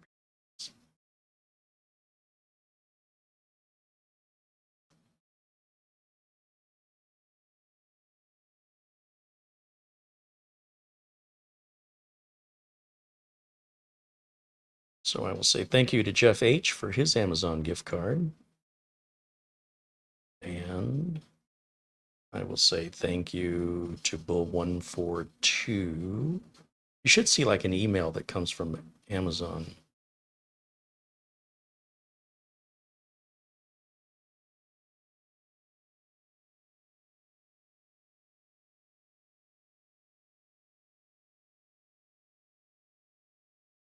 And was there another one in here? Oh, Kelly Stewart. Yeah, thank you to Kelly Stewart as well for his Amazon gift card. Send him a thank you.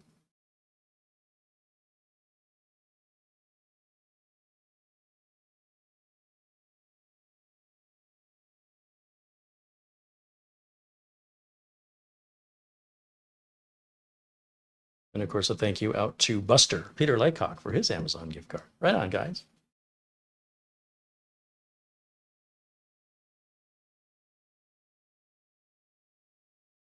Shadow Dash Media wants to know what would be more efficient? One HDMI capture card monitor and switch, or one HDMI capture card monitor console? You're going to have to, that's something you have to figure out what works with your workflow. It's not the kind of work I do, and I'm not quite sure what it is you're trying to accomplish or how you're attempting to accomplish it. So you're going to have to just kind of experiment and try things to see what works for you.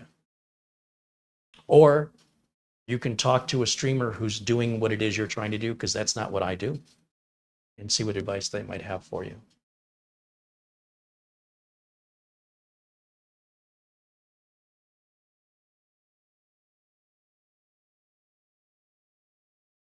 Lawn Dog said, I kind of went down the road of clarifying where the TPM is actually located. Typically, it's on the motherboard as a separate security chip. I'm not aware of it being incorporated in a CPU. In over 30 years in this industry, I have seen an actual TPM module on a motherboard 2 times. TPM modules are a part of the CPU and have been since 8th generation Intel chips and AMD's Ryzen chips. Just as we've integrated video in many CPUs, we've also integrated TPM. I'm sorry you've been left out and nobody told you for the last 5 years, 6 years we've been doing this. But I would use Google and you can get yourself caught up. But sometimes there are like RAID controllers that can be software-based, or something built on the motherboard that's not a hardware-based RAID controller. So the TPM modules built onto CPUs are not discrete. And yeah, I'd say you're a few years behind there, Lawn Dog. I wouldn't take my word for it, I guess is what I'm saying, is I would do the research so you can clarify and verify what I'm saying to you.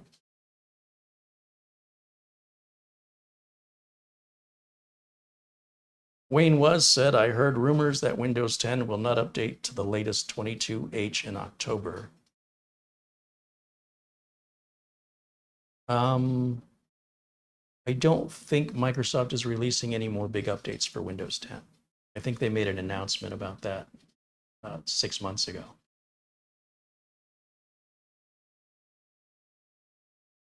Starshine wants to know what the part number is on the bottom. You can't rewind the video to when I held the bottom up to the camera.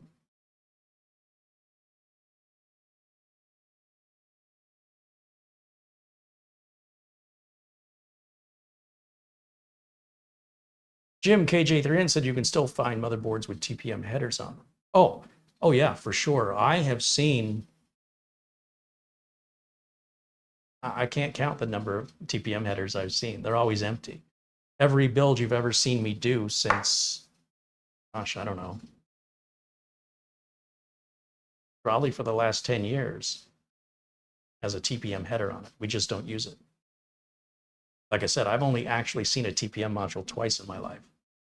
So, yeah. But I don't know why anybody would want to buy a TPM module when it's already built into your CPU.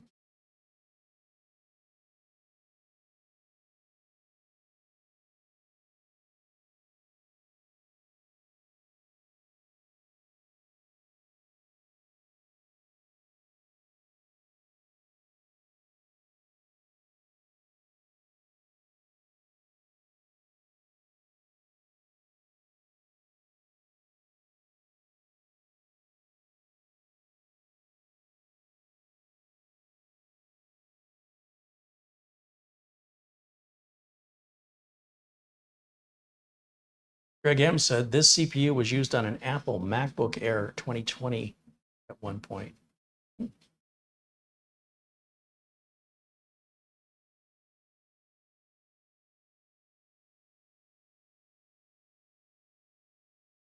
All right, let me get a cold Gatorade here, and I think we might just be wrapping up unless you have any other questions for me. We'll need to hear from the folks at Bmax regarding any verifiable information, one way or the other, regarding TPM compatibility with Windows 11.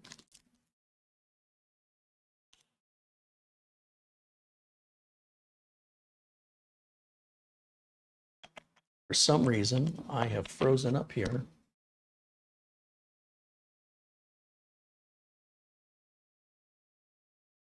I think I will close this. That, that.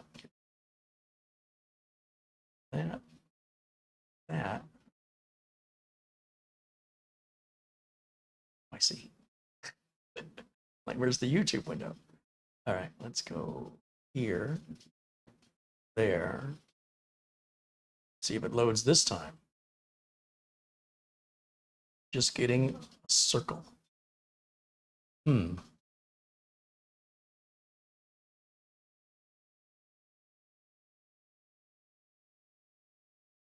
this isn't good. I wonder why it's not loading anymore.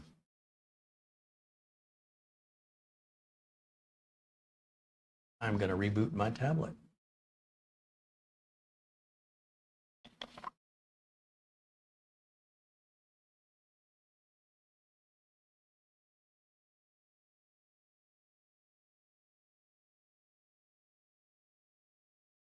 Michael Young wants to know, where's this made? All mini PCs, to the best of my knowledge, are made exclusively in China.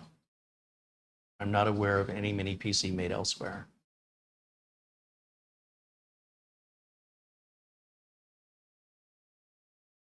Badging Guy says, Carey, have you ever reached out to a manufacturer about a problem with their product and they gave a reasonable reply? Oh, countless times, yeah. Most recently with Ace Magician. They were very reasonable with their response.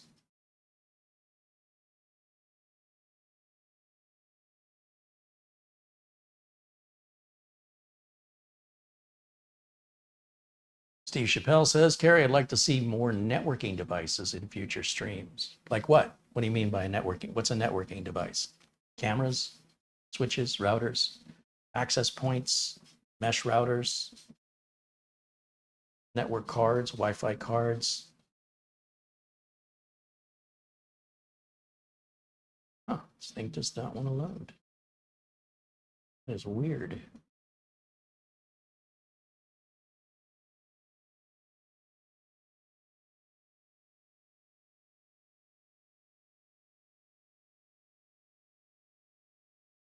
Doing that. Oh. So there's two internet connections in Studio B, and it appears that my lightweight internet connection is down right now. But the other internet connection we're using for streaming is unaffected. That is very interesting. With the new TP-Link router, I just have to look over and it's got a big exclamation point. That tells me it's not getting any communication from the cable modem. So I'm trying to see the lights on the cable modem to see what their status is, but the studio lights are so bright, it's reflecting and I can't really see it. It's not really that important, but it certainly explains this issue I'm having over here. So there is an internet outage. It's just very strange because the two internet connections are from the same provider. So it's weird that one would be down and the other one is just fine. Let me take a look. Steve Chappelle says routers. Hey, Steve, you know, we did about 8 months of router reviews here about this time last year. And if you type in into YouTube, if you go CareyHolzman as one word, space, router, I think you're going to find 3 dozen videos on different routers. We went through a lot of routers, testing out Wi-Fi 6 versus 6E, and showcasing how you can save money by buying items, routers that were returned.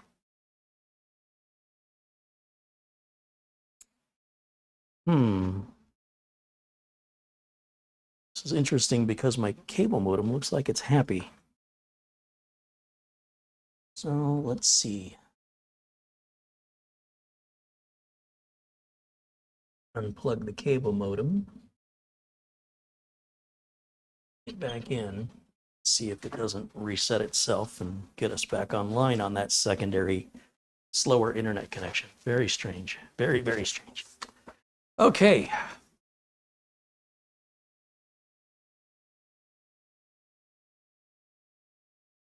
Nothing like dealing with that during a live show, right? Matt Power wants to know, is DSL still used? It absolutely is. Yes.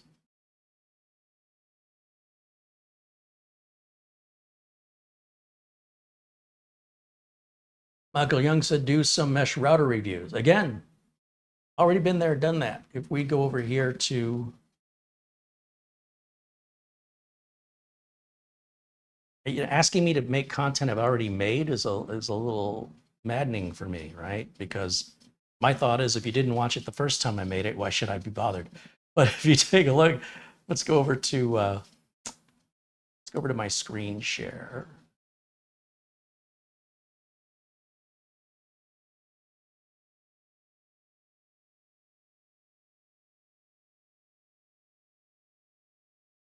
Let's type in CareyHolzman router. There's a bunch of videos that I have made. Routers, bridges, access points. Lots and lots of them, folks. Even an interview with JJ from ASUS, talking for an hour and a half about a bunch of their routers and things to look for. Yeah, lots and lots and lots. Have you guys seen any of these videos? I'm confused. All right, I'm just confused. All right, let's go back over to camera one.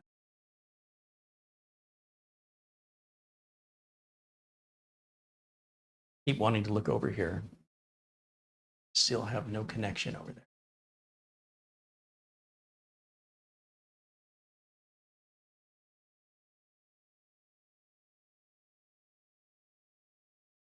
Michael Young says latest model. Already done that.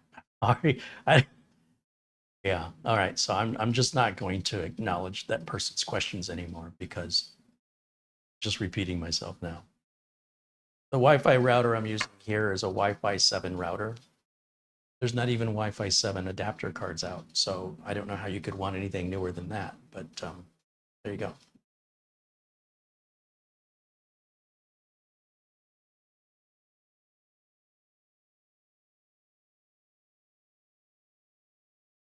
Long Dog said, Carey, I did my CPU TPM research, and as I was reading, memories started to come back. Thanks for the refresher course. I must have been having a senior moment. I do qualify for discounts. It's all good. It's all good.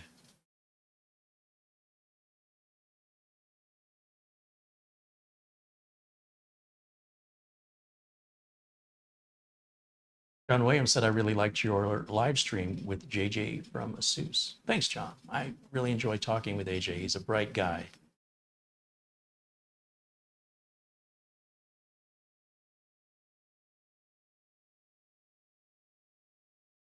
Steve Chappelle said, I've watched a lot of your router videos, Carey. I'm a big fan of TP-Link routers.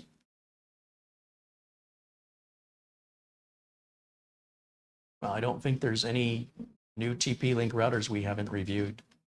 So, well, I appreciate the suggestion. I can't review things that don't yet exist. I don't know how to answer you. If there's a specific product you're interested in, it may be possible, but I need more than one person that's interested in seeing it for me to go through all the trouble. But in general, you know, we're doing sort of a bunch of mini PCs at this point. Just as when we did the routers, we did a bunch of those. And then we moved on to mini PCs, and then we'll do a bunch of these, and then we'll move on to something else, and things will just kind of come and go in fads, likely. And we touch on routers as they become available. They don't have any really new routers to review at this point, as far as I can tell. We've already done them.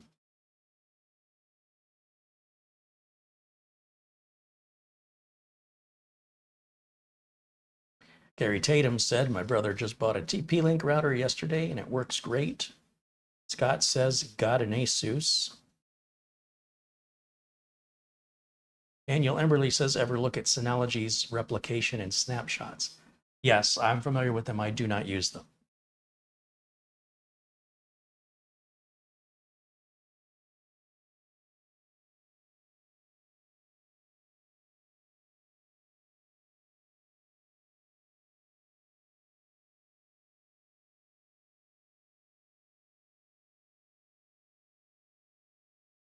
Any other questions?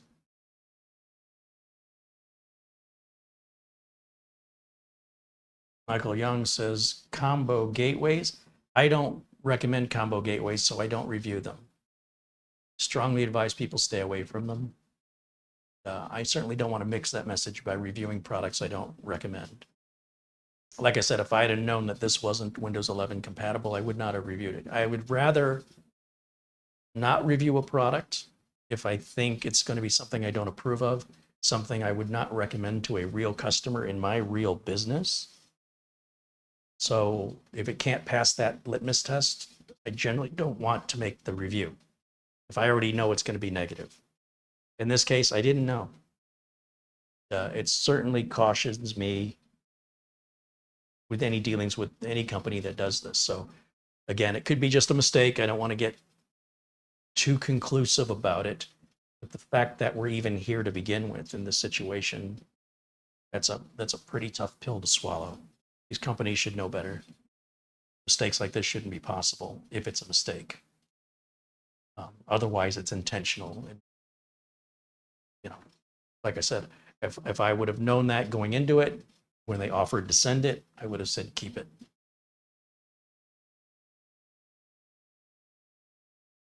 Jeff H says, Carey, did you check your email? I did, Jeff, and thank you again for the Amazon gift card. Have I heard any news from eBay about that scam artist? No, everything will go through PayPal now, and I'm waiting to hear back from PayPal, and I have not heard anything back yet. But we'll give them a couple days to do their investigation.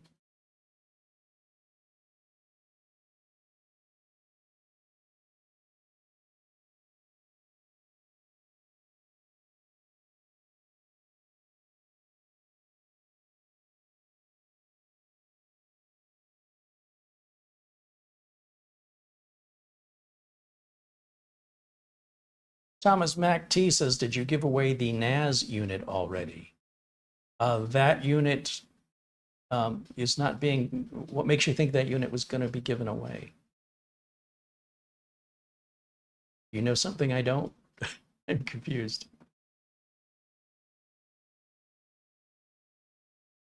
Carey, do you still plan on doing Life 101 videos?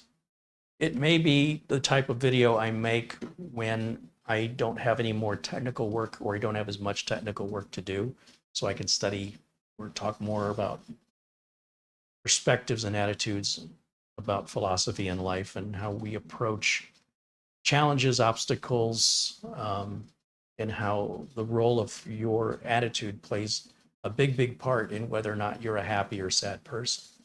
You sort of can create your own misery, and misery is very toxic and it's very, very contagious. So that's why I say if there's a product I don't like, I don't want to make a video on it. I don't want to, be outraged. Our time here on the planet is very, very short. And it's up to you to decide if that quality, the quality of that time. So if you're angry all the time, if you're constantly feeling like you're being attacked or somebody's trying to swindle you, that's a tough way to go through life, but it's a choice you're making. And so in the Life 101 series over on the Life 101 channel, I want to explore how life is mostly 10% what happens to you and 90% how you voluntarily choose to respond to it. You don't have to allow other people to manipulate your mood. You don't have to give them the power to make you upset. That's a choice you make. You don't have to get angry. That's a choice you're making. You don't have to react in a negative way based on what somebody else says or does. That's a choice you're making. You can make different choices and you can choose to be upset or you can choose to be happy, or you can choose to let other people manipulate you and decide whether or not what your mood's going to be, good or bad. If you want to let other people have that power over you, it's your choice. So yeah, I do want to go and explore more of that philosophy and that logic. But right now I've got too much work to do, and that pays the bills. The Life 101 videos don't. They're just there as an exercise in bouncing ideas and perspectives to an audience to see if there's a flaw in it. So I really do those videos for myself. And I hope that if somebody watches it and they get what I'm doing and they can appreciate it, that's great, but it's optional. It's not really why they're made. Scott says, time to go to Michigan is getting closer. Bet you can't wait. May not be going in the fall as expected. The economy and the revenue at YouTube and everything else that's happening, the situation here at Studio B may be coming to a closure, and I have to be ready. So can't spend money when I don't know the outcome of what's about to happen. On the other hand, it may be more of the same. Maybe nothing happens at all. Don't know yet, but it makes me very nervous. So I'm procrastinating this year's trip to Michigan. Maybe I'll go in the winter. Maybe I'll go in the spring, spend a different time of year out there.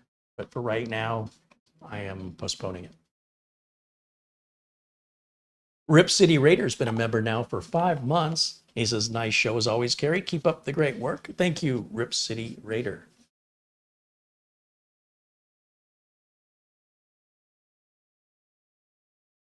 Lawn Dog says, to Greg, according to Intel, the i3 processor that we've got on this machine has no trusted platform technology. Does that kind of terminate the life of this processor or make it obsolete?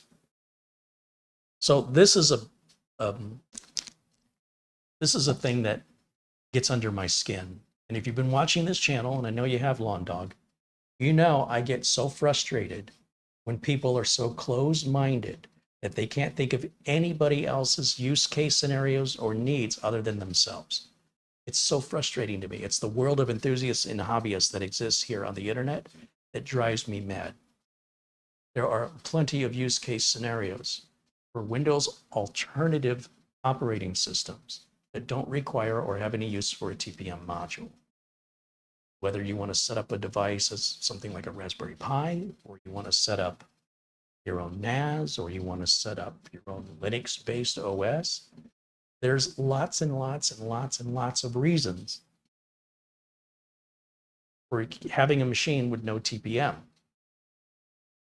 So I do implore you to consider the needs of others. When it doesn't meet your needs, that doesn't mean it meets nobody's needs. There's a world of 7-8 billion people on this planet.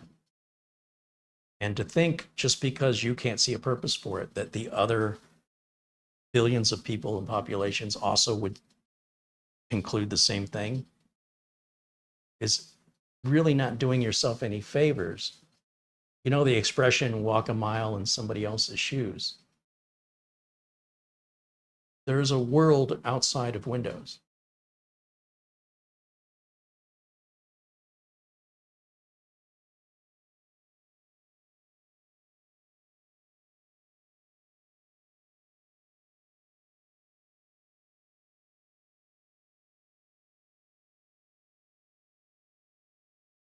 R. Vale said, Amazon has reviews that say the Bmax B6 plus mini PC has malware.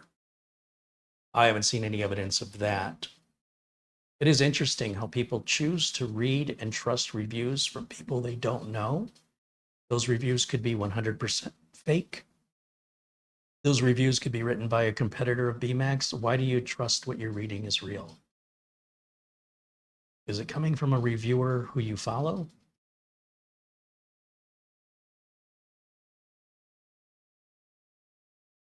Again, I find this behavior very odd. People are so quick to not believe a company and not believe an official source, but they'll believe any random stranger on the internet. It's very puzzling. Lou Greenia said, here's a little update. That Musitex hot dog build you sent me is going strong without issue, as is the Ace Magician CK10. Thank you for all you've done for everyone. Awesome. Well, thanks for the update, Luke. I'm glad to hear those machines are continuing to serve you well.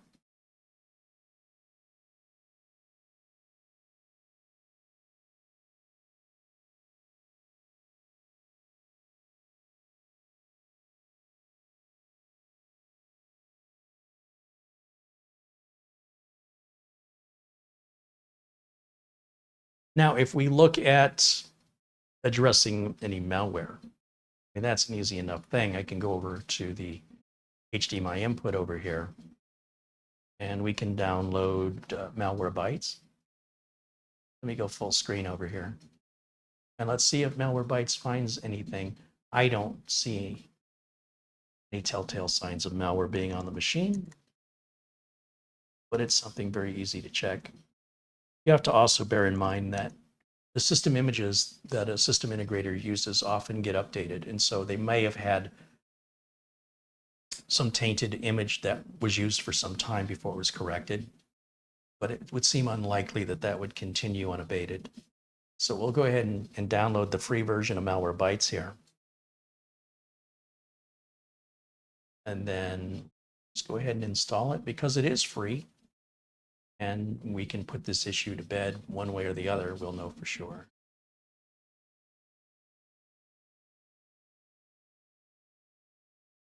Yeah, we'll add browser guard. Why not? So, you know, I want to emphasize facts and not feelings. I'm not really interested in this channel and what we do here about what people feel. I'm more interested in what is verifiable and repeatable with regards to technology to identify if something is a fluke or a flaw versus if something is a bad engineering design for one reason or another. And when it comes to how any individual feels about that, you're entitled to feel however you want. That's not really why I'm here. So, you know, unless somebody has some control or authority in the industry, the feelings are irrelevant. They make no difference in the real world as far as that goes. So I like to spend my time as productively as I can with things that we can impact change or be productive with. And I can't think of any of that where feelings are involved. So just want to make sure people are not going to get ripped off. And anytime I do reviews, that people know what to expect so that when they make a decision whether or not they want to buy it, they're making an informed decision that's right just for them. It's not me telling them whether or not they should buy it. It's me giving you the information so that you can make an informed decision. And that decision will be suitable for you and just you and nobody else. It'll be for your reasons. So we're doing a scan right now, and we want to watch this little corner. It says detections 0. Keep your eye over there, and we'll see if you can believe everything you read on the internet. Keeping in mind, Malwarebytes will also find potentially unwanted programs or PUPs. These are not malware. So if Malwarebytes finds anything, it's likely going to be a potentially unwanted program, which is not dangerous.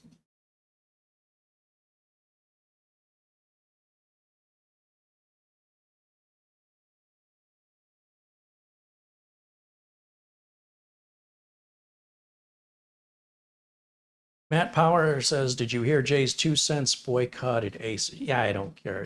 What some hobbyist does on the internet. You know, Jay does some stuff I don't agree with. I would love for Jay to get a job where he is working in the industry, where he's getting paid and held accountable and has the pressures of fixing computers, a certain number of computers every day. But you know, his business model is very different from mine. I don't really follow what he does. Every once in a while, I might see a video, and it's not that I don't like his videos. It's just that the things he does are so impractical in my world. I would never have a client pay me to do anything that he does on his channel for the most part, with a little exception. So he's not really somebody, yeah, he seems like a nice guy, but I'm not going to his channel to learn anything, me personally. And what's going on in his world has no impact on mine, regardless.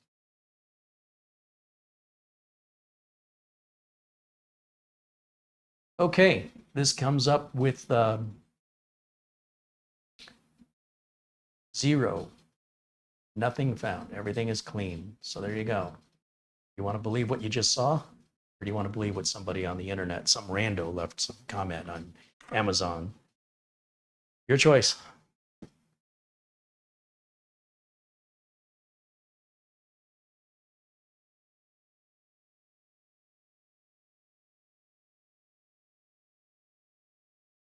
Thomas MacT says, since it was a small NAS and I'm a one-person household, I would be glad as a member to review it for you. So I'm going to tell you one other thing that gets under my skin, and I'm going to ask you guys to not start a private conversation in a public chat room. Any business that you want to work with me on, you need to send me an email. You need to handle that business privately. You have to understand that this entire discussion starts feeding and planting seeds to other people, and it creates a downward spiral of everybody now wanting to grab something for themselves. So if I haven't offered it, it's not available as a giveaway. If you want to inquire about transaction of any kind, please use my email. Do not engage in a public chat room discussion during a live video over talking about you, unless it's relevant to what we're talking about on the channel. It's just common courtesy. It also keeps the video moving along on topic. There's 300-400 people watching the video, and now it's just you and me talking. It's as though we have given the finger to everybody else watching right now. They could care less that you want a computer. So please, do not email me because you want to talk to me about the news. You can do that in the chat room. If you want to conduct any level of business with me, please do not make that attempt in a public chat room. Handle that privately. I'm not going to mention this again. So if I see people doing this, I'm going to ignore your comment.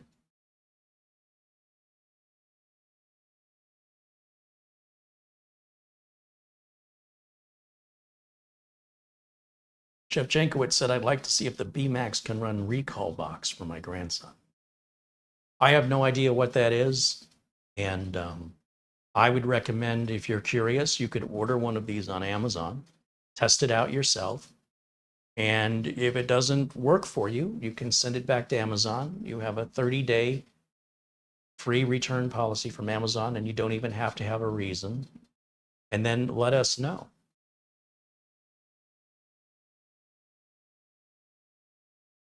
Nick Poverman said you reviewed a Bmax B6 3 months ago and it was okay. Okay.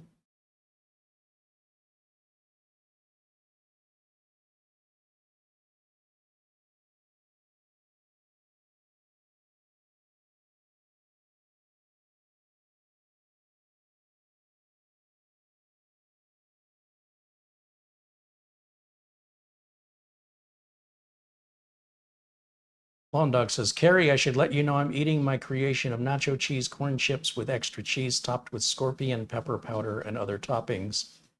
This could be influencing today's thought process. Sounds spicy. Camera Girl and I are not a fan of the scorpion or reaper peppers. They have a metallic aftertaste. But jalapenos and habaneros and serranos, we're about that all day. But enjoy your nachos. Okay, any last questions that I can address here? I'll do my best to provide an answer, even if that answer is we should be having that discussion privately, or if the answer is to point you to a video I've already made, or if the answer is to provide you with a link, or if the answer is to provide you with my opinion.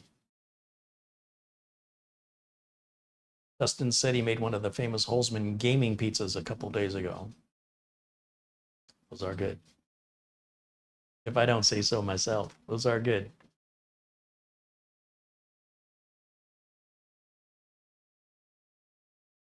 All right. Well, it looks like I'm not seeing any other questions coming up about this machine. And quite frankly, it really is irrelevant if you want to buy this with Windows 11 on it. It appears to not be Windows 11 compatible, and that's the way I'm going to leave this unless I need to correct what I've said. And I won't know that until I talk with the folks over there at Bmax and confirm it or find out what you have to do to make it work. If there is something you can do to make it work, I will remake a review video on this computer so anyone who buys one can follow my steps. Otherwise, you may not see another Bmax product on this channel again, and this will be the reason why. So I want to thank my friends in blue and everybody with the gold badge next to their name for supporting the channel. And I want to thank everybody who has contributed on top of that. If I can use the right mouse, I will shout out a thank you to these generous folks, and that includes Paul O'Brien, Mark Gaines, Rick Lakes, Gator, Planet Cryos. Oh, I missed that second contribution from Planet Cryos. He says, I'm doing a rewiring work on the front end loader and watching you. It's a Cormantis WA320 with a 3.25 cubic yard bucket. That sounds like some pretty heavy duty construction equipment. Thank you to Davis Parsons. Thank you to Paul O'Brien again, as well as Ben Laird. Ben joins us from Scotland. Paul O'Brien again wants to know where his hug is. Aw. Rip City Raider, thank you for renewing your membership. Your kind words. And for all those Amazon gift cards, let me shout out one more time.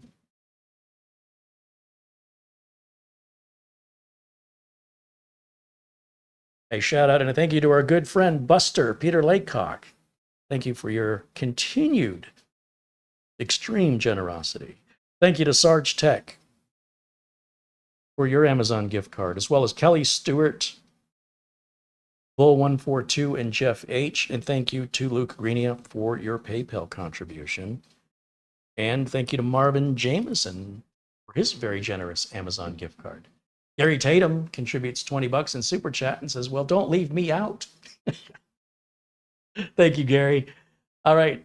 I guess that'll be it for today. Oh, there's Mats Olaf. That's the first time I've seen him in the chat today. He says, Carey, I'll be back. Right on. Thanks, guys, for hanging out with us and going through this experience together. And yeah, I've already got, ideally, Camera Girl should have already emailed them. They're on about a 12-hour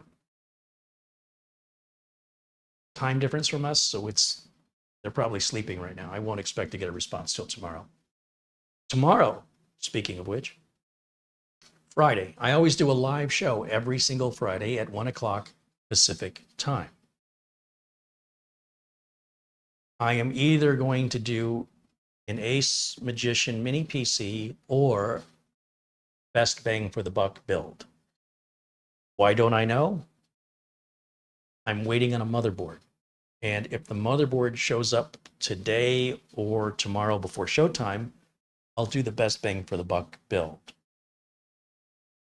Otherwise, I'm going to fall back and do the Ace Magician. This is no ordinary Ace Magician. This one's very unique and deserving of a Friday broadcast. So one way or another, these are 2 Friday shows that I have to do.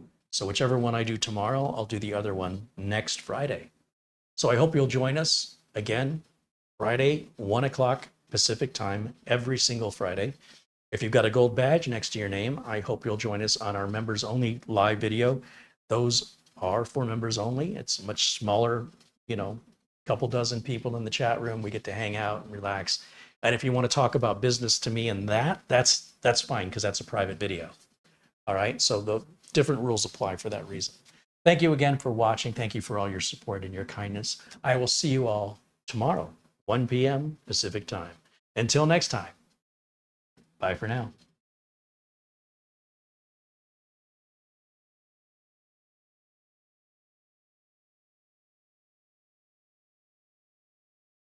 I have to find an outro. I didn't have it ready.